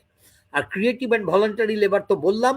এছাড়া হিউম্যান নিডস গুলোকে পূরণ করতে হয়, সেই নিডস গুলো শুধু তো প্রাকৃতিক বায়োলজিক্যাল নয়, সেগুলো পাল্টাতে থাকে সমাজের সাথে সাথে, ইতিহাসের সাথে সাথে, এবং নিড গুলো আরো আরো সফিস্টিকেটেড হয়, আরো গভীরতর, জটিলতর হয়, সোশ্যাল নিডস হয়, এভাবেই চলতে থাকে।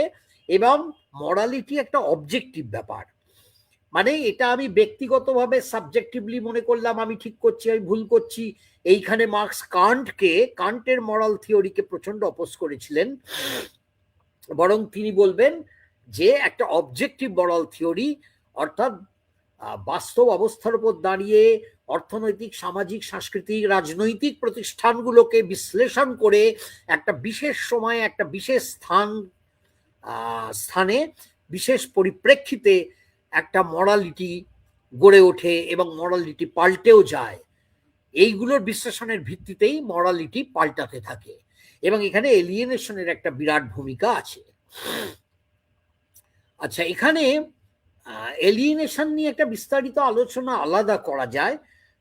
এখানে এইটুকু বলা যায় যে আচ্ছা, আমাদের এই আলোচনার মধ্যে উঠে আসবে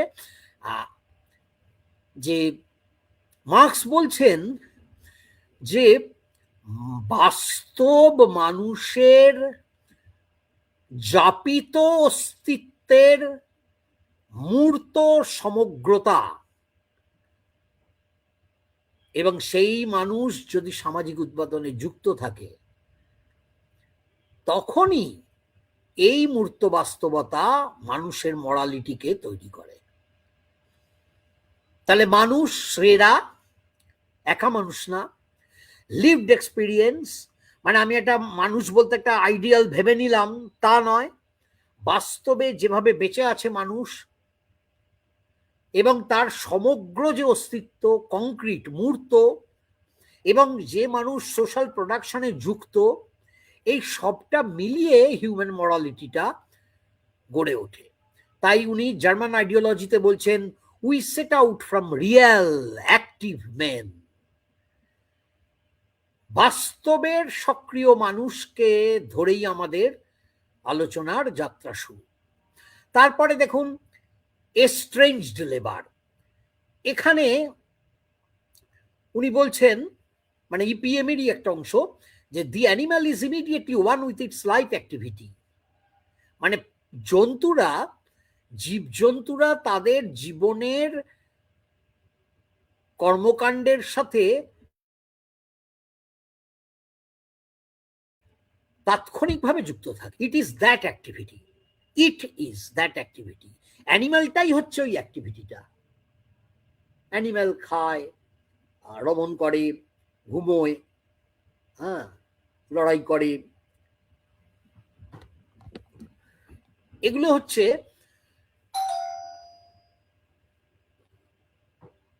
এক সেকেন্ড।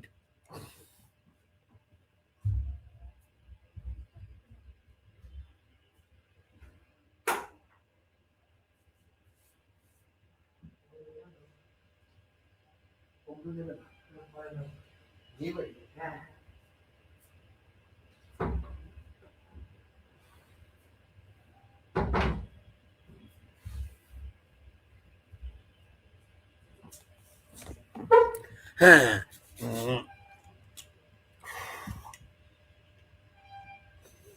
অ্যানিমালরা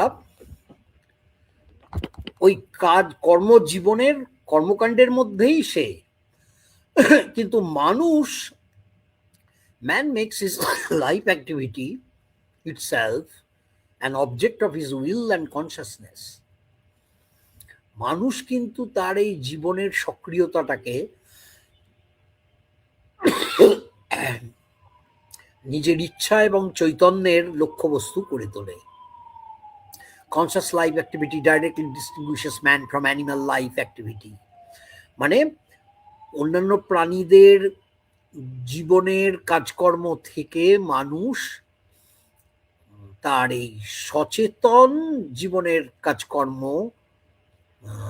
দ্বারা পৃথকভাবে, প্রত্যক্ষভাবে চিহ্নিত হয়। Only because of that is he A species being.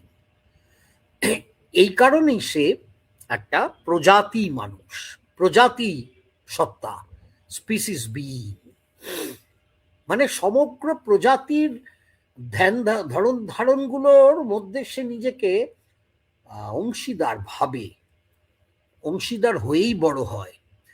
এটা হচ্ছে মার্কসের এস্ট্রেঞ্জড লেবার লেখায়। তারপর আছে একটু overthrow, all relations in which man is debased, enslaved, forsaken, despicable being, মানে critique of Hegel's philosophy of রাইটে মার্কস বলছেন যে আমাদের লক্ষ্য হবে যে মানুষকে অমানুষ বা অবমানুষে পরিণত করে, কৃতদাসে পরিণত করে, পরিত্যক্ত করে, ঘৃণ্য সত্তায় পরিণত করে যেসব সম্পর্ক, সেগুলোকে আমাদের ধ্বংস করতে হবে।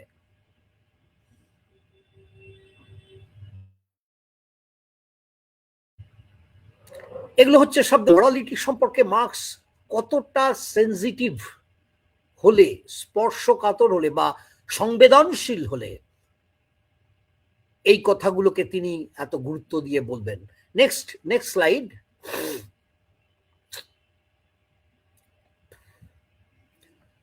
আচ্ছা, এবার মানব প্রকৃতি সম্পর্কে তিনি কি বলছেন? যে communism as a goal for humans is that it will realize a new manifestation of the forces of human nature and a new enrichment of human nature. এইটা তিনি বলছেন human requirements and the division of labour এই রচনায়। মানে কি, যে communism হচ্ছে মানুষের একটা লক্ষ্য, যে মানব প্রকৃতির যে শক্তিগুলো, সেগুলোর একটা নতুন বহিঃপ্রকাশকে সে রিয়েলাইজ করবে, বাস্তবায়িত করবে, এবং new enrichment of human nature, এবং হিউম্যান নেচারের মানব প্রকৃতির একটা নতুন রকমের এনরিচমেন্ট, অর্থাৎ আরো উন্নত রূপ, আরো সমৃদ্ধি নিয়ে আসবে। তাহলে তিনি কোনো হিউম্যান নেচারের স্ট্যাটিক কোনো কনসেপ্টের কথা কিন্তু বলছেন না। হিউম্যান নেচারটাও ডেভেলপ করবে এবং সেই হিউম্যান নেচারকে পূরণ করাটাই হচ্ছে মরালিটির লক্ষ্য। তাহলে মরালিটিও নিশ্চয়ই পরিবর্তনশীল। তারপরে তিনি বলছেন critique of Hegel's philosophy of রাইটে, the proletariat can transform society at a moment in which its demands and rights are truly those of society itself. মানে প্রলেতারিয়েট তখনই সমাজকে পাল্টাতে পারবে যে পর্যায়ে তার দাবি এবং অধিকারগুলি সত্যি সত্যি স্বয়ং সমাজের দাবি এবং অধিকারে পরিণত হবে। অর্থাৎ সমগ্র সমাজকে মুক্ত করে তবেই সে নিজেকে মুক্ত করতে পারে। বিখ্যাত কথা আছে না মার্কসের, যে সমাজের সকল মানুষকে, সকল শ্রেণীকে, সকল অংশকে মুক্ত না করে প্রলেতারিয়েট নিজের মুক্তি আনতে পারে না। কারণ তার তো বিশেষ কোনো নিপীড়ন নেই, তার আছে একটা সাধারণ নিপীড়ন। মানে সে সমস্ত সম্পত্তির অধিকার থেকে, মালিকানা থেকে মুক্ত। তাই সে এমন একটা সমাজ গড়ে তুলবে যেখানে কোনো মানুষেরই কোনো সম্পত্তির অধিকার থাকবে না, সবাই সম্পত্তির অধিকারের বৈষম্য থেকে বাইরে থাকবে। তো মানে এইটা হচ্ছে অবজেক্টিভ। তাহলে প্রলেতারিয়েটের যে সাবজেক্টিভ ডিমান্ড সর্বসাধারণের ডিমান্ডের সঙ্গে মিলে যাবে, তখন তো সেটা অবজেক্টিভ হয়ে যাচ্ছে। মানে সাবজেক্টিভ তখন কিন্তু অবজেক্টিভে পরিণত হয়ে যাচ্ছে। এটাকেই আরেকভাবে কেউ বলেছেন, ideology of proletariat turns into a science of society, science of socialism. মানে একটা প্রলেতারিয়েট শ্রেণীর মতাদর্শ সেটা আস্তে আস্তে সমগ্র সমাজের বিজ্ঞানে পরিণত হবে। আবার ইপিএম এ মার্কস বলছেন labour is external to the worker. হ্যাঁ, এইখানে হচ্ছে এলিয়েনেশনটা কি? এলিয়েনেশন হচ্ছে ক্যাপিটালিজমের একটা বৈশিষ্ট্য। এখানে labour is external to the worker, মানে শ্রমিকের বাইরের কোনো শক্তি হচ্ছে শ্রম। এটা শ্রমিকের ভেতরের প্রকৃতির অঙ্গ নয়। It does not belong to his intrinsic nature. মানে মার্কস যেটা মনে করছেন যে একটা নৈতিক ন্যায্য সমাজে শ্রম হবে মানুষের নিজের তাগিদ, নিজের চাহিদা, একটা ভলান্টারি লেবার, স্বেচ্ছামূলক শ্রম, ক্রিয়েটিভ শ্রম, সেইটা মানুষ না করে পারবে না। তার জীবনের সমস্ত আনন্দ ওখানে থাকবে। এইটা কিন্তু ক্যাপিটালিজমে লেবার এরকম নয়। That in his work therefore he does not harm himself but denies himself. অর্থাৎ তার কাজের মধ্যে সে যখন কাজ করে, তো কারখানায় কাজ করে, তখন কিন্তু সে নিজেকে স্বীকৃতি দেয় না, নিজেকে সার্থক করে না, বরং নিজেকে ডিনাই করে, নিজেকে অস্বীকার করে, নিজেকে বঞ্চনা করে, নিজের থেকে নিজে আলাদা হয়ে সে কারখানায় কাজ করে। ইট ইজ ফোর্সড লেবার, এটা হলো বাধ্যতামূলক শ্রম। A labour of self sacrifice or mortification, এটা হলো আত্মত্যাগের শ্রম, এটা হলো মরণ যন্ত্রণার মতো। It is not his own, এটা তার নিজের শ্রম নয়, বাট সামওয়ান এলসেস, কিন্তু অন্য কারুর, মানে কারখানার মালিকের। That it does not belong to him, এটা তার নিজের নয়, that in it he belongs। এখানে এই শ্রমের মধ্যে not to himself, সে নিজেকে খুঁজে পায় না, but to another, কিন্তু মালিক পুঁজিপতির জন্যে সে বেঁচে থাকে। It is the loss of his self, এটা হলো তার নিজের আত্মকে হারানো, লস অফ দ্য সেলফ। এগুলো হচ্ছে এলিয়েনেশনের বৈশিষ্ট্য। কেমন? আর একটু কংক্রিটলি বললে এরকম বলা যায় যে নিজে যে শ্রম দিয়ে জিনিস তৈরি করছে সেই উৎপন্নটা কিন্তু তার থেকে আলাদা। শ্রমিকের কোনো কিন্তু নিয়ন্ত্রণ নেই পুঁজিবাদে। যে দামি গাড়ি সে তৈরি করলো সেই গাড়িটা কিন্তু তার নয়, তার উপর তার কোনো নিয়ন্ত্রণ নেই, এবং গাড়িটার মূল্য তার চেয়ে অনেক অনেক বেশি। তাছাড়া কি পুরো শ্রম উৎপাদন প্রক্রিয়াটাতে তার নিজের কোনো জ্ঞান নেই, নিয়ন্ত্রণ নেই, কোনো সংস্পর্শ নেই। সে শুধু একটা খণ্ড, সে নিজেই একটা খণ্ডতে পরিণত হয়ে যায়, একটা মেশিনের টুল। সামগ্রিক শ্রমের সার্থকতা বোধ তার মধ্যে আসে না।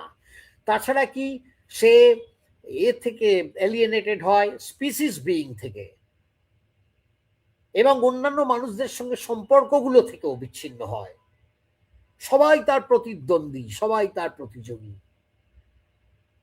মানে মানুষ, এই যে শ্রমিক, সে একটা মানব সত্তা হিসেবে আর বাঁচে না।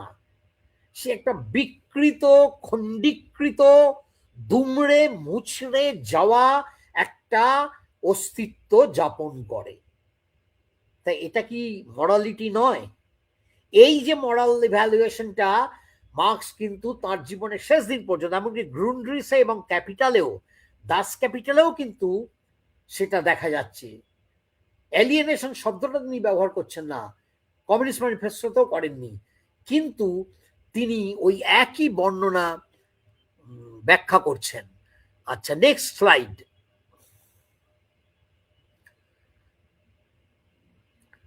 শ্রমিক শ্রেণীর এটা সম্পর্কে তিনি আরো বলছেন কি, owing to the extensive use of machinery, এত বেশি যন্ত্রের ব্যবহার হয়, and two the division of labour, এবং এত বেশি শ্রম বিভাজন হয়, the work of the proletarians has lost all individual character। যে প্রলেতারিয়েতের এই প্রলেতারিয়েত মানে কারখানা শিল্প শ্রমিক, প্রলেতারিয়েতের কাজে তার আর কোনো ইন্ডিভিজুয়াল ক্যারেক্টার থাকে না, মানে ব্যক্তিগত বৈশিষ্ট্য থাকে না।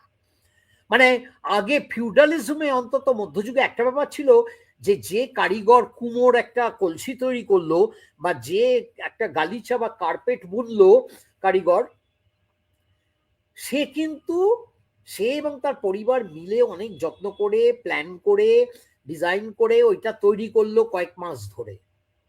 সেই কাজটা যখন সব তার উপর তার নিয়ন্ত্রণ, প্রক্রিয়াটার উপরে তার নিয়ন্ত্রণ, এবং যেটা তৈরি হলো সেটাও তারই, এবং সে একটা বিরাট শ্রমের সার্থকতা লাভ করতে পারত, অন্তত কিছুটা পরিমাণে তো পারতই। কিন্তু ক্যাপিটালিজমের কারখানা শ্রমিক সেটা একেবারেই পায় না। এই কাজের কোনো ব্যক্তিগত তার কাছে, তার উপলব্ধিতে ধরা পড়ে না, and consequently all charm for the workman. ফলে শ্রমিকের শ্রমের মধ্যে আর কোনো চার্ম থাকে না।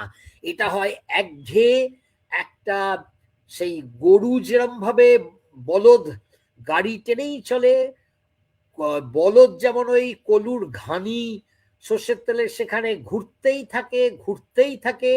ওই চার্লি চ্যাপলিনের মডার্ন টাইমসে যেমন দেখিয়েছিল না, যে একটা বাটন ও ঘোরাচ্ছিল, হাতের যন্ত্রটা দিয়ে একজন শ্রমিক ঘোরাচ্ছিলেন, এবং তারপরে তার মাথাটা এমনই খারাপ হয়ে গেল যে তিনি যেখানেই বাটন দেখেন মানুষের পোশাকের মধ্যেও সেটাকেই ধরে ঘোরাতে থাকেন। মানে মেকানাইজেশন, চরম mechanisation. He becomes an appendage of the machine. তিনি পরিণত হন মেশিনেরই একটা অ্যাপেন্ডেজ, একটা প্রত্যঙ্গে। এটা কমিউনিস্ট ম্যানিফেস্টোতে বলছেন মার্কস। আবার ইপিএম এ আবার বলছেন, in antithesis of capital and labour, এই অংশটায় Marx identified that capitalism produces, Marx বলছেন যে ক্যাপিটালিজম তৈরি করে, এবার কোটেশনের মধ্যে, ইমমরালিটি মানে অনৈতিকতা, ডিফর্মিটি মানে বিকৃতি, and dulling of the workers and the capitalists, এবং শ্রমিক আর পুঁজিপতি উভয়ই একঘেয়েমির যন্ত্রে পরিণত হয়। মানুষের জীবন জন্মেও তারা উপভোগ করতে পারে না। আর কমিউনিস্ট ম্যানিফেস্টো তো আরেক জায়গায় বলছেন, not only are the slaves of the bourgeois class, শ্রমিকরা শুধু বুর্জোয়া শ্রেণীর কৃতদাস নয়, and of the bourgeois state, এবং বুর্জোয়া রাষ্ট্রের কৃতদাস নয়, they are daily and hourly enslaved by the machine, প্রতি ঘন্টায় প্রতিদিন তারা মেশিনের কৃতদাস, বাই দ্য ওভারলুকার মানে সুপারভাইজারের কৃতদাস, and above all by the individual bourgeois manufacturer himself, এবং সর্বোপরি ব্যক্তি যে বুর্জোয়া কারখানার মালিক তার কৃতদাস। The more openly this despotism proclaims gain to be its end and aim, যত বেশি করে এই ক্ষমতার এই স্বৈরতন্ত্র গেইনকে মানে মুনাফাকে নিজের লক্ষ্য বলে ঘোষণা করবে, the more petty, the more hateful and the more embittering it is, এটা তত বেশি করে পেটি মানে নীচ, সংকীর্ণ, ফালতু, এবং দ্য মোর হেটফুল এবং তত বেশি ঘৃণ্য, অ্যান্ড মোর এমবিটারিং তত বেশি তিক্ততাদায়ক হয়ে ওঠে। কমিউনিস্ট ম্যানিফেস্টো আরেক জায়গায় বলছেন, by the action of modern industry, আধুনিক শিল্পের মানে আধুনিক উৎপাদন শিল্পের কর্মকাণ্ডের দ্বারা, all the family ties among the proletarians are torn asunder, সে প্রলেতারিয়েতের পরিবারের বাঁধনগুলো সব ছিঁড়ে টুকরো হয়ে যায়, and their children transform into simple articles of commerce and instruments of labor, এবং তাদের সন্তানরা তারা পরিণত হয় বাণিজ্যের নিছক বাণিজ্যের হাতিয়ার হিসেবে এবং ইনস্ট্রুমেন্টস অফ লেবার শ্রমের উপকরণ হিসেবে। মানে কি ভয়ঙ্কর ভাবে ক্যাপিটালিজম এই এলিয়েনেশনটাকে চালিয়ে যায়। তো এগুলো প্রত্যেকটাকে আমরা দেখছি নৈতিক বিচার। পরের স্লাইড। আমার আলোচনা প্রায় শেষের মুখে। মরাল কন্ডেমনেশন অফ ক্যাপিটালিজম, এখানে গ্রুন্ডরিসেতেও কিন্তু মার্কস বলছেন যে this type of individual freedom is therefore at the same time the most sweeping abolition of all individual freedom and the complete subjugation of individuality to social conditions which assume the form of objective powers, indeed of overpowering objects independent of the individuals relating to one another. মানে ব্যক্তি স্বাধীনতার কথা বুর্জোয়ারা এত বলছে, কিন্তু এদের যে পুঁজিবাদ ধনতন্ত্র ক্যাপিটালিজম, সেখানে কোনো ব্যক্তি স্বাধীনতাকে সম্পূর্ণ ধ্বংস করা হয়েছে এবং ব্যক্তি স্বাতন্ত্র্যকে সামাজিক শর্তগুলোর সম্পূর্ণ অধীনস্থ করা হয়েছে, এবং সোশ্যাল কন্ডিশনগুলোর যেন অবজেক্টিভ পাওয়ার আছে। কেমন? যেখানে তারা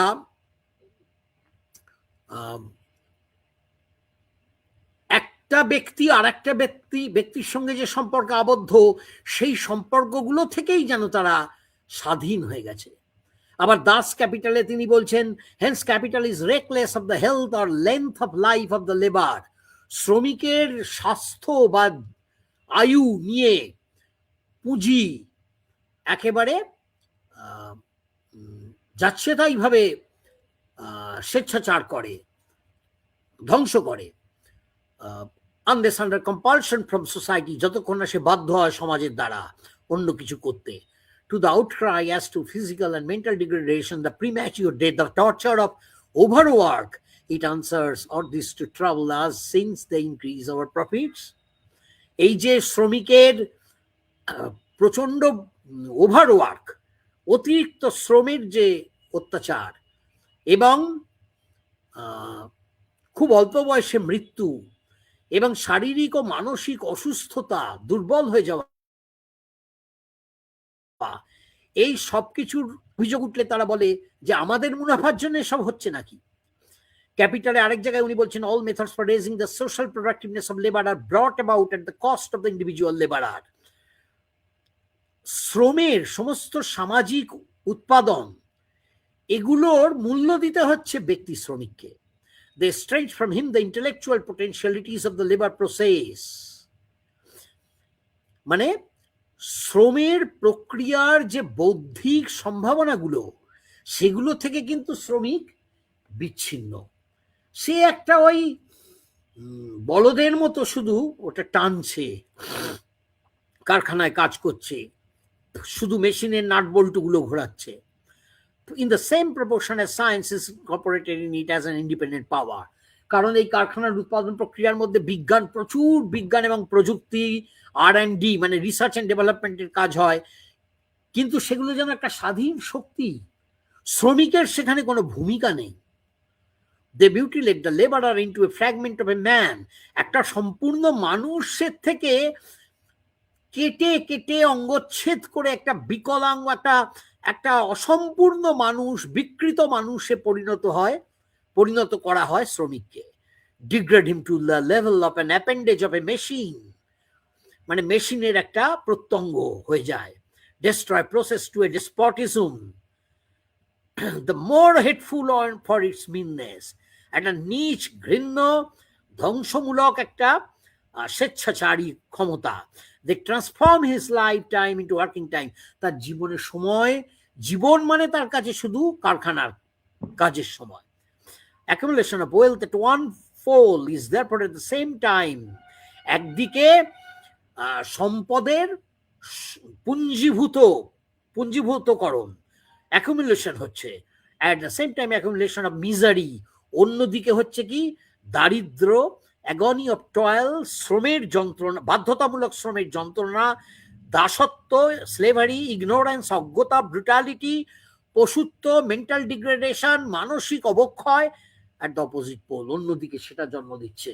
এটা তার ক্যাপিটালের বক্তব্য। Next slide. আমরা দেখাতে চাইছি যে কিভাবে মার্কস তার ক্যাপিটাল, গ্রুন্ড্রিসে, কমিউনিস্ট ম্যানিফেস্টো, মানে পরের দিকের সমস্ত লেখাতেও কিন্তু তিনি ওই এলিয়েনেশনের যে অনৈতিক, অন্যায্য যে ব্যবস্থা, যে প্রক্রিয়া, ক্যাপিটালিজমের যে অন্যায় ব্যবস্থা, তাকে কিন্তু বর্ণনা এবং ব্যাখ্যা করে চলেছেন, সেখানে এলিয়েনেশন শব্দটা ব্যবহার না করেই। ইন্ডিভিজুয়াল হিউম্যান বিং সম্পর্কে কি বলছেন? দ্য কমিউনিস্ট ম্যানিফেস্টো বলছে ইন বুর্জোয়া সমাজে পুঁজি হলো স্বাধীন এবং পুঁজিরই ব্যক্তি স্বাতন্ত্র্য আছে, যেখানে লিভিং পার্সন মানে জীবন্ত মানুষ কিন্তু নির্ভরশীল, পরাধীন এবং তার কোনো ব্যক্তি স্বাতন্ত্র্য নেই।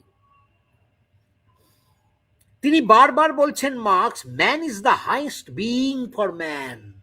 মানুষের জন্য সবচেয়ে বড় সত্তাটা হচ্ছে মানুষ নিজে, কোনো অতিপ্রাকৃত শক্তি নয়, মানুষই হচ্ছে শেষ কথা। এখানে তার মধ্যে হিউম্যানিজম এবং এনলাইটেনমেন্টের অ্যানথ্রোপোসেন্ট্রিজমের একটা প্রভাব তো আছে, বোঝাই যাচ্ছে। কমিউনিস্ট ম্যানিফেস্টোতে বলছেন দি বিখ্যাত কথা এটা, the condition for the development of each individual is the condition for the development for all. প্রত্যেকটা ব্যক্তির বিকাশের পরিস্থিতি হচ্ছে সকলের বিকাশের শর্ত। মানে ব্যক্তির বিকাশ যদি না হয় তাহলে সকলের বিকাশ হতে পারে না। এটা কমিউনিজমের মূল মন্ত্র, কমিউনিস্ট ব্যবস্থা এটাই হবে। ক্রিটিক অফ দ্য গোথা প্রোগ্রামেও তিনি বলছেন ক্যাপিটালিজম ইজ কন্টেম্পটেবল, পুঁজিবাদ হচ্ছে ঘৃণ্য, যেহেতু এটা রেজাল্টস ইন, এর ফলে কি ঘটছে, within quotes the enslaving subordination of the individual to the division of labour, শ্রম বিভাজনের কাছে ব্যক্তির কৃতদাসত্ব ও অধীনতা। প্রাইভেট প্রপার্টি অ্যান্ড কমিউনিজম মানে ইপিএমএ, এখানে বলছেন তিনি দি রিচ হিউম্যান বিইং মানে সমৃদ্ধ মানুষ, এটা ধনী নয়, সমৃদ্ধ, সমৃদ্ধ মানুষ একই সাথে হচ্ছে মানবী জীবনের মানবিক বহিঃপ্রকাশগুলির সমগ্রতার তাগিদ অনুভব করে। সমৃদ্ধ মানুষ অনুভব করে যে একই সঙ্গে অনুভব করে যে জীবনের মানবিক বহিঃপ্রকাশের সমগ্রতার তাগিদ অনুভব করে।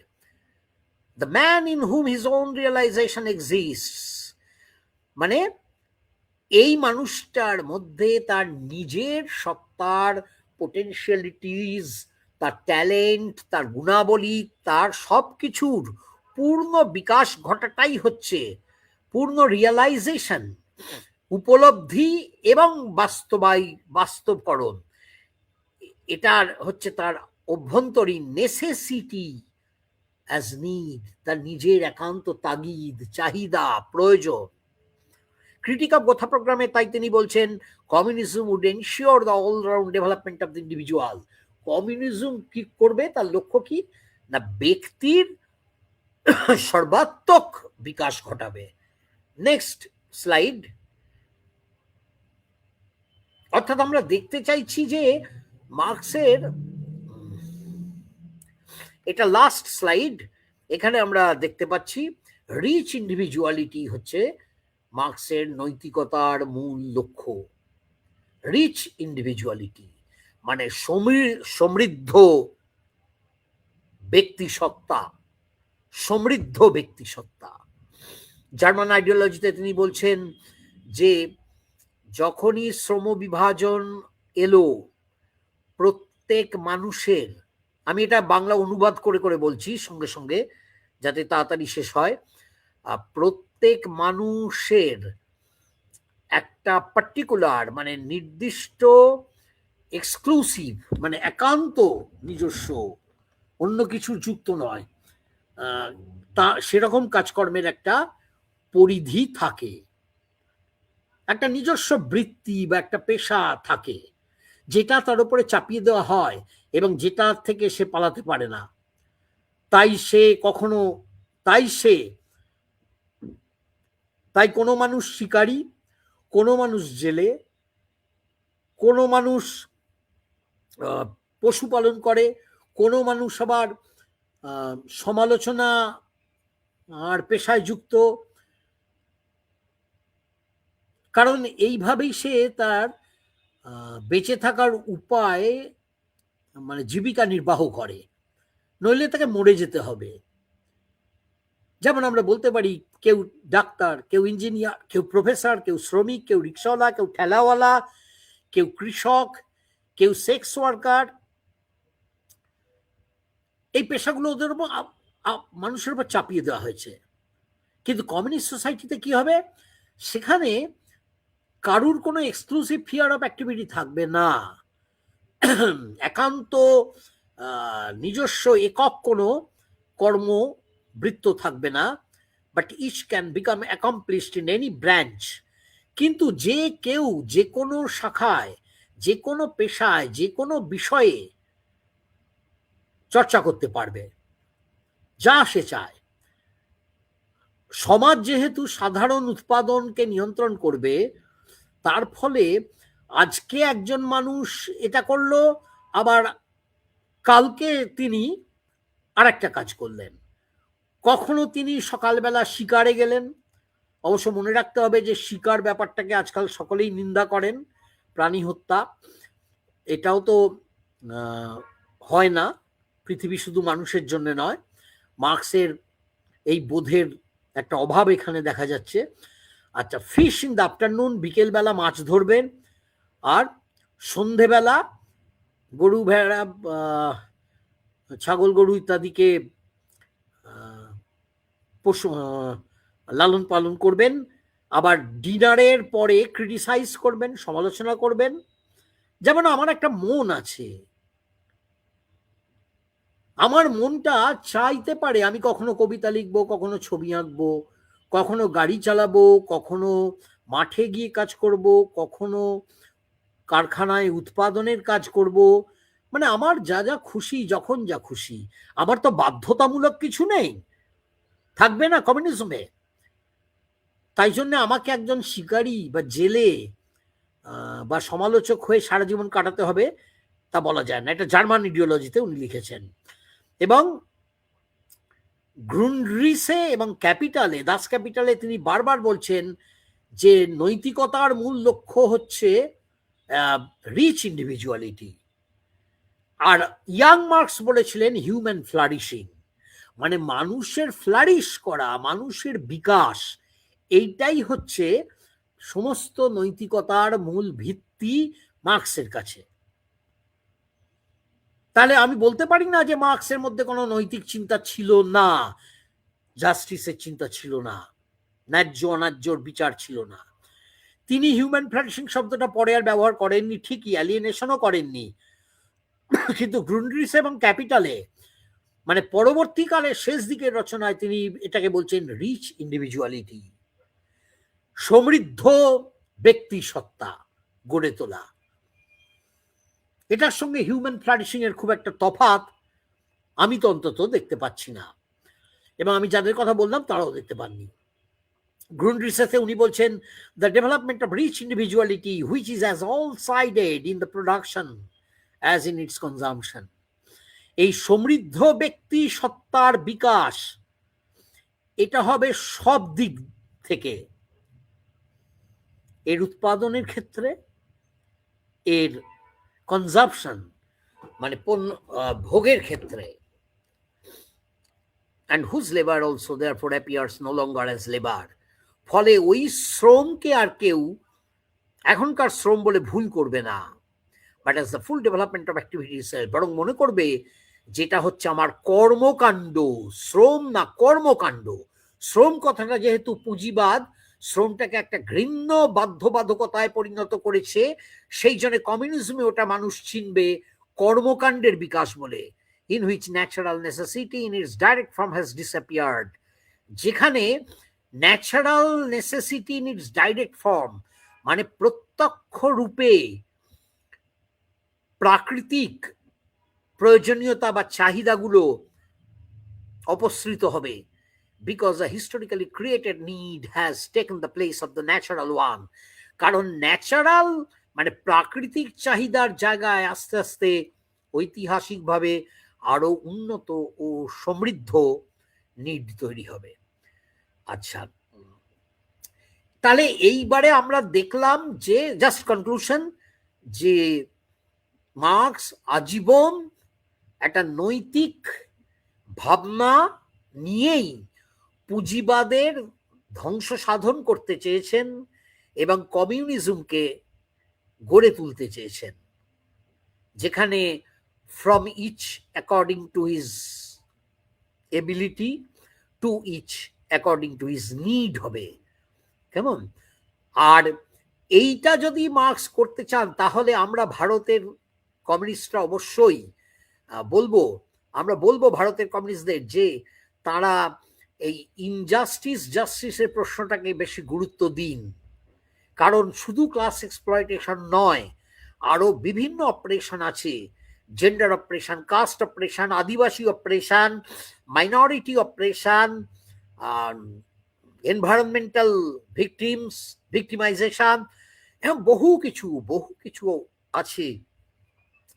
তো চাইল্ড লেবার আছে, তারপরে সেক্স ওয়ার্কার আছেন, হ্যাঁ এরকম। তো এই সব ধরনের অপারেশনকেই কমিউনিস্ট পার্টিকে এগিয়ে আসতে হবে এবং মেলাতে হবে ক্লাস স্ট্রাগলের সঙ্গে। ক্লাস স্ট্রাগল থেকে এগুলো উদ্ভূত, উপজাত বা সহৎপন্ন নয়, ডেরিভেটিভ নয়, কখনো ডেরিভেটিভ নয়, কিছুতে বেঁধে দেওয়ার দরকার নেই, কিন্তু ক্লাস স্ট্রাগলের সঙ্গে এই অন্য সব ধরনের ইনজাস্টিসকে মেলাতে হবে। কারণ মার্কস নিজেও কিন্তু তার মূল মন্ত্রটা ছিল ইনজাস্টিসকে বিলুপ্ত করা, মরালিটির তত্ত্ব দিয়ে তিনি সেটাই প্রমাণ করতে চেয়েছেন। ধন্যবাদ, আমি এখানেই শেষ করছি।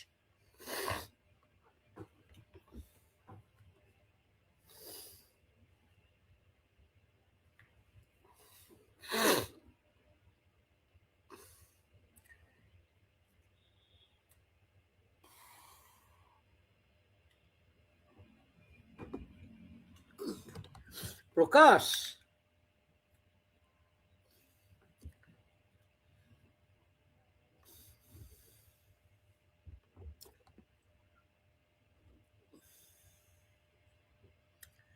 আমার বক্তব্য শেষ। এবার কোনো প্রশ্ন থাকলে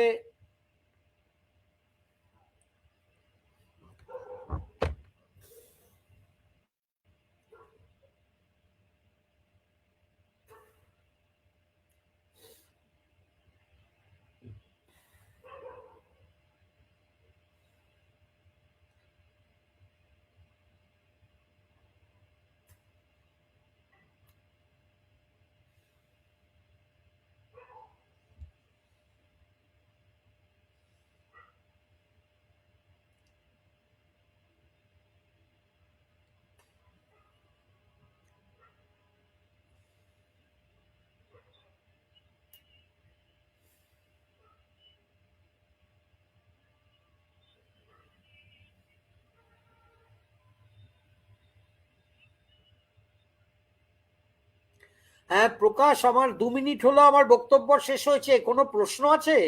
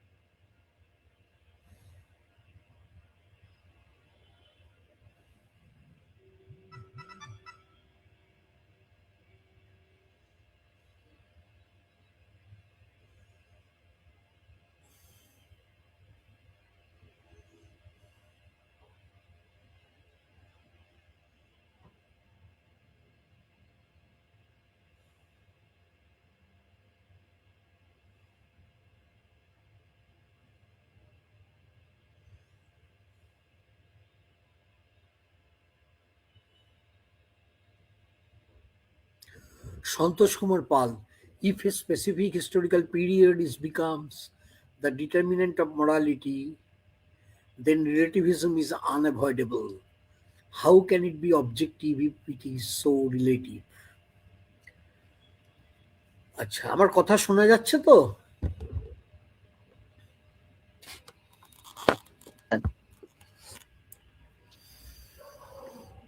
আচ্ছা, শ্রদ্ধেয় অধ্যাপক সন্তোষ কুমার পাল একটা ভীষণ মূল্যবান প্রশ্ন করেছেন। এই বিতর্কটা চলছে, রয়েছে। কেমন? এখানে আমি বলবো একটা দান্দিকতা আছে। মানে পোস্টমডার্নরা যেমন পুরোপুরি রিলেটিভিজমে বিশ্বাস করেন, এপিস্টেমোলজিক্যাল রিলেটিভিজমে, আবার এনলাইটেনমেন্ট মডার্নিটি যেমন এপিস্টেমোলজিক্যাল সার্টেনটিতে বিশ্বাস করে। আমি বলবো মার্কসের ডায়ালেকটিক্যাল অ্যাপ্রোচটা বরং অন্যরকম। যেটা আমি প্রথমে বলার চেষ্টা করছিলাম, বলেছিলাম কিছুটা, যে একটা জিনিস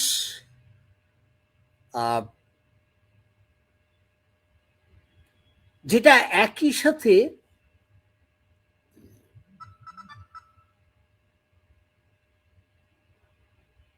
ডাইনামিক এবং তার একটা সত্তাও প্রতি মুহূর্তেই থাকছে,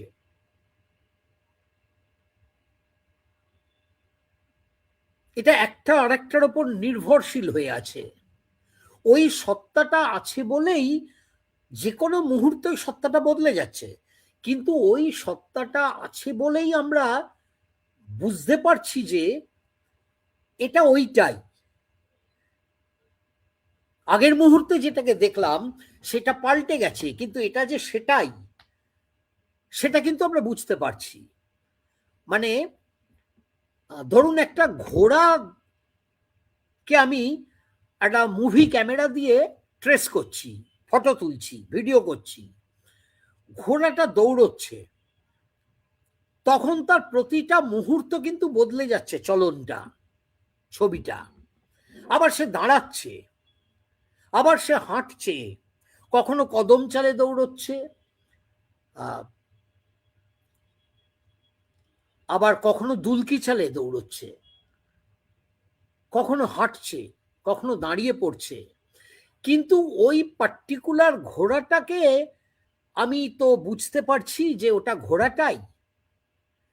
এখানে তা নইলে সমস্ত জ্ঞানই অসম্ভব হয়ে যেত। এবং পোস্টমডার্ন এপিস্টেমোলজির এইটাই হলো সংকট, আমার ধারণা এটাই হলো সমস্যা। মানে আমি যদি দেখি কোনো জিনিস অবিরাম বদলে যাচ্ছে, তাহলেও আমি বুঝি কি করে যে এটা সেই জিনিসটাই যেটা বদলাচ্ছে? এটা তো সম্পূর্ণ নতুন একটা জিনিস হচ্ছে না। এটা বোঝার জন্যে তিনটে উপায়ের কথা মাও সেতুং বলেছিলেন, ওই where do correct ideas come from এই লেখাটায়, আর অন প্র্যাকটিস এই বিখ্যাত প্রবন্ধে, আর অন কন্ট্রাডিকশন এই বিখ্যাত প্রবন্ধে, তিনটে। উনি বলছেন যে তিনভাবে এই নলেজটা আসে। একটা হচ্ছে ক্লাস স্ট্রাগলে যুক্ত থাকলে সমাজের, দুই হচ্ছে অর্থনৈতিক উৎপাদন প্রক্রিয়ায় যুক্ত থাকলে, আর তিন হচ্ছে ল্যাবরেটরিতে, সায়েন্সের ল্যাবরেটরিতে এক্সপেরিমেন্টের সাথে যুক্ত থাকলে। আর বলে তিনি অনেকটা ব্যাখ্যা ট্যাখ্যা করেছেন, এগুলো সে এক বিস্তর বিশদ ব্যাপার।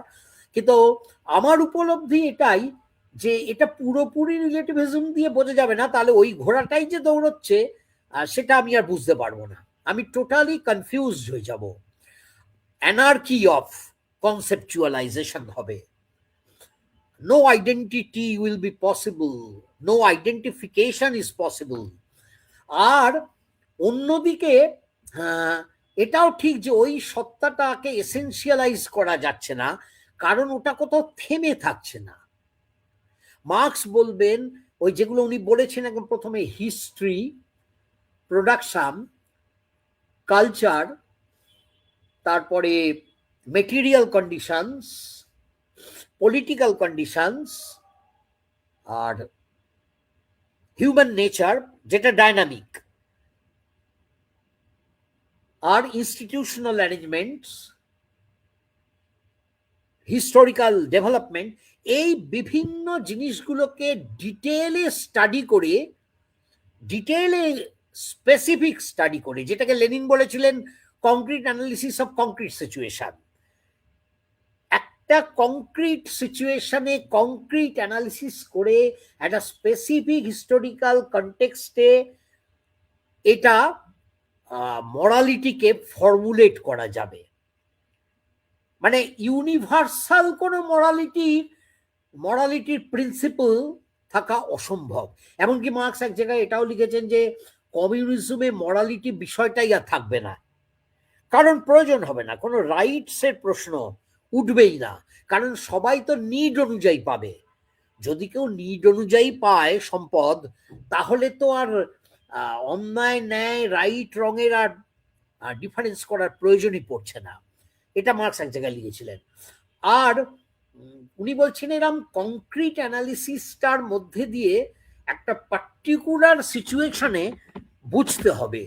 কিন্তু এখানে আপনি যেটা ধরেছেন ঠিকই, একটা কন্ট্রাডিকশন তো আছেই। তবে যদি আমি ডায়ালেকটিক্যালি বুঝি, তাহলে বোধহয় ওই কন্ট্রাডিকশনটাকে আমার কাম্য বলেই মনে হবে, ওটা অবাঞ্ছিত অনাকাঙ্ক্ষিত মনে হবে না। সেটা হচ্ছে যে ওই মরালিটি যে তবুও মরাল প্রিন্সিপল, সেটা আমি বুঝছি কি করে? ফিউডালিজমে একরকম, স্লেভারিতে একরকম, ক্যাপিটালিজমে একরকম ইত্যাদি। তো ওইখানে মার্কসের একটা কিন্তু প্রবণতা আছে যে হিউম্যান নেচার, যার একটা বায়োলজিক্যাল আসপেক্ট আছে, একটা সোশ্যাল কালচারাল আসপেক্ট আছে, ওই হিউম্যান নেচারটা ডায়নামিক, হিস্টোরিক্যালি ইভলভিং, কিন্তু একটা হিউম্যান নেচার যে কোনো স্পেসিফিক কনটেক্সটে হিস্টোরিক্যাল পিরিয়ডে একটা হিউম্যান নেচার পাবো যেটার মধ্যে একটা ইউনিভার্সাল এসেন্স থাকছেই। সেটা হলো ওই হিউম্যান নেচারটা অনুযায়ী মানুষের ওই রিচ ইন্ডিভিজুয়ালে বিকশিত হওয়া। অর্থাৎ মানব প্রকৃতিটা পরিবর্তনশীল, সেটা একটা বিশেষ ঐতিহাসিক পর্যায়ে কি সেইটা বুঝতে হবে, এবং সেইটা অনুযায়ী ওই বিশেষ পর্যায়ে ওই হিউম্যান নেচারকে ডেভেলপ করার জন্য, মানে রিচ ইন্ডিভিজুয়ালে ডেভেলপ করার জন্য, অলরাউন্ড ডেভেলপমেন্টের জন্য যা করতে হবে সেটাই মরালি রাইট। এইটুকু অবধি আমি বুঝেছি। এখন এর পরের বিতর্কগুলো নিশ্চয়ই আরো আরো অনেক, মানে শেষ নাহি তো শেষ কথা যে কবে, এটা চলতে থাকবে। তবে ওইটুকু সূত্র আমার পড়াশোনাগুলো করে সাম্প্রতিককালে মনে হয়েছে। হয়তো আপনাকে আমি স্যাটিসফাই করতে পারলাম না, কারণ আমি নিজেই স্যাটিসফাইড নই। এস রায়, রায় বা কি আমি জানি না, RY, I protest against imposition of religious majoritarianism on a secular democratic republic India. This will lead to increasing power hierarchy and abuse of so-called minorities. এটা তো আপনার কমেন্ট, কোনো প্রশ্ন নয়। আমাকে কিছু বলতে এখানে বলেনও নি, তবে আমার মনে হয় এটা, আমি এই বক্তব্যের সাথে সম্পূর্ণ একমত। Amit Das, sir labour is external to the worker. শুধু শ্রম নয়, আমরা তো অনেক কিছুই ধরতে গিয়ে আর ধরতে পারি না।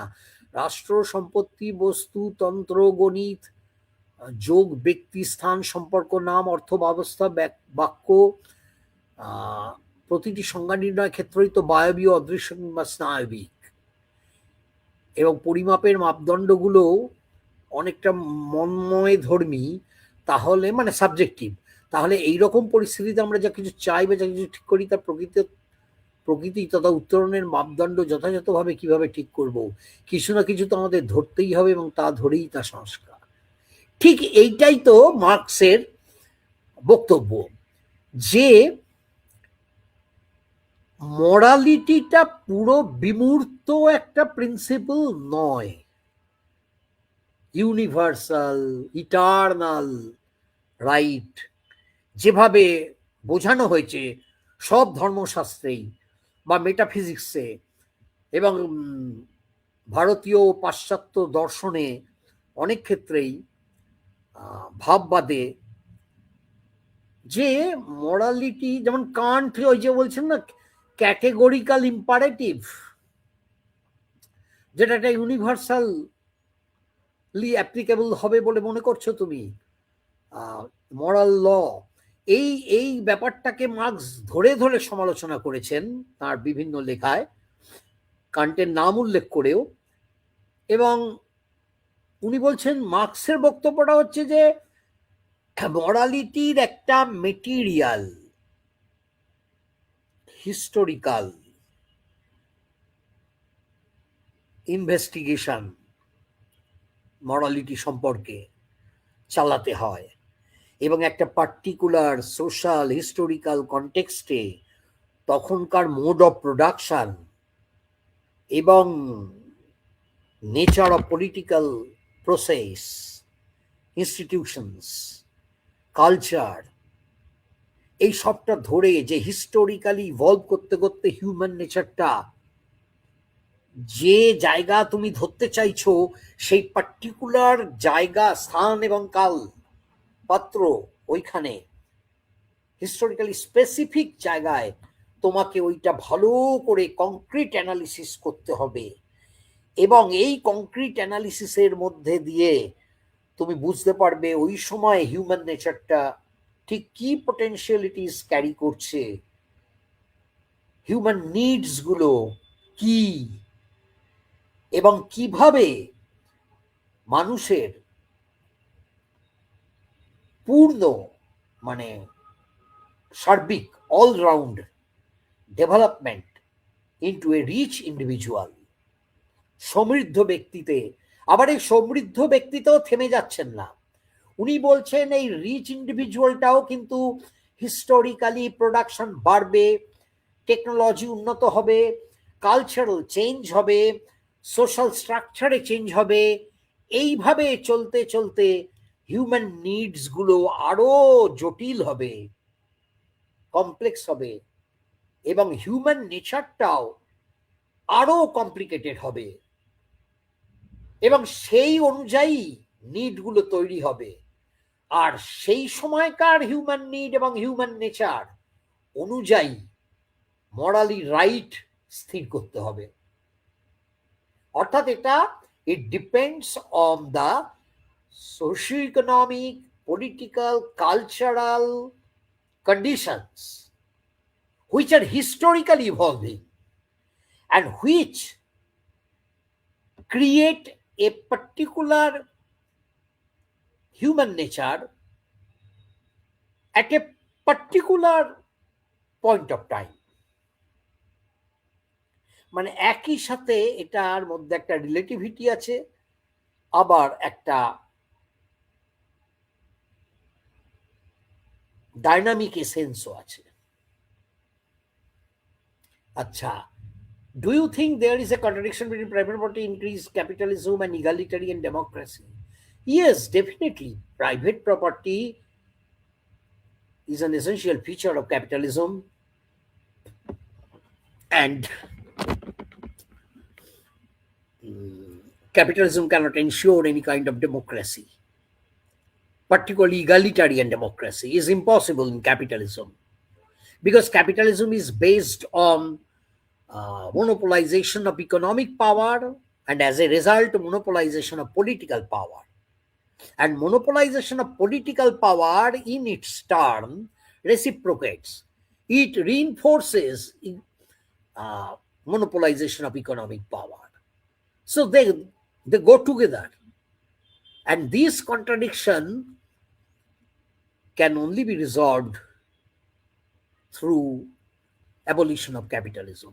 I really don't know whether socialism will be possible or not, because the experiments of Soviet Union, China, etc., East European countries, the experiments sometimes failed, sometimes faced a lot of problems and complications. I'm not sure whether it will be the Marxist kind of communism. But it is possible. Why not? Maybe there are different openings. Let us be open to all kinds of possibilities, but morally we should work for abolition of private property and abolition of capitalism, and we should struggle genuinely for an egalitarian democracy. This contradiction can be resolved only through this struggle.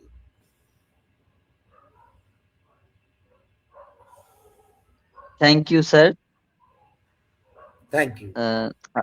আজকের আলোচনাটি খুব সুন্দর হয়েছে, এবং যারা প্রশ্ন করেছেন তাদেরকে অসংখ্য ধন্যবাদ। আজকে যারা শ্রোতা ছিলেন তাদেরকেও ধন্যবাদ। আজকের আলোচনা আমরা এখানেই শেষ করছি। সকলকে শুভরাত্রি। সকলকে ধন্যবাদ, আন্তরিক ধন্যবাদ উপস্থিত থাকার জন্য। Thank you sir.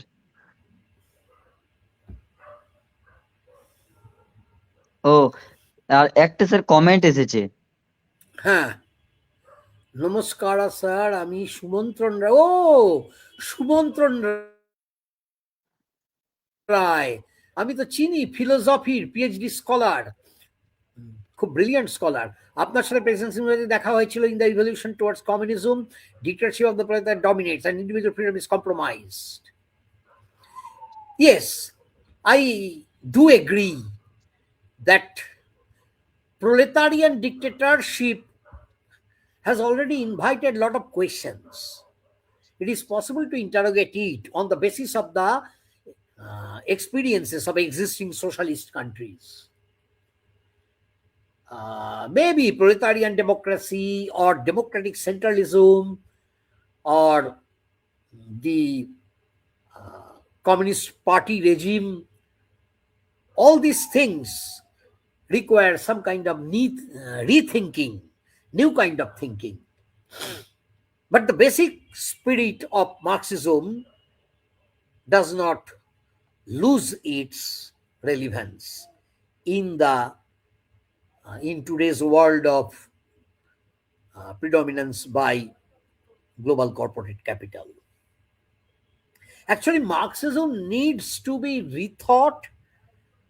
There should be a more inclusive Marxism, broaden it, incorporate into it lots of new things of science, philosophy, culture, critical theories. I understand it in this way, that there are important insights in feminism, in Ambedkarism, in post-colonialism, post-structuralism, subaltern studies, and therefore critical theories, different kinds of critical theories need to be interaction with Marxism. Thank you sir. Thank you. Thank you. আলোচনা এখানেই শেষ করছি।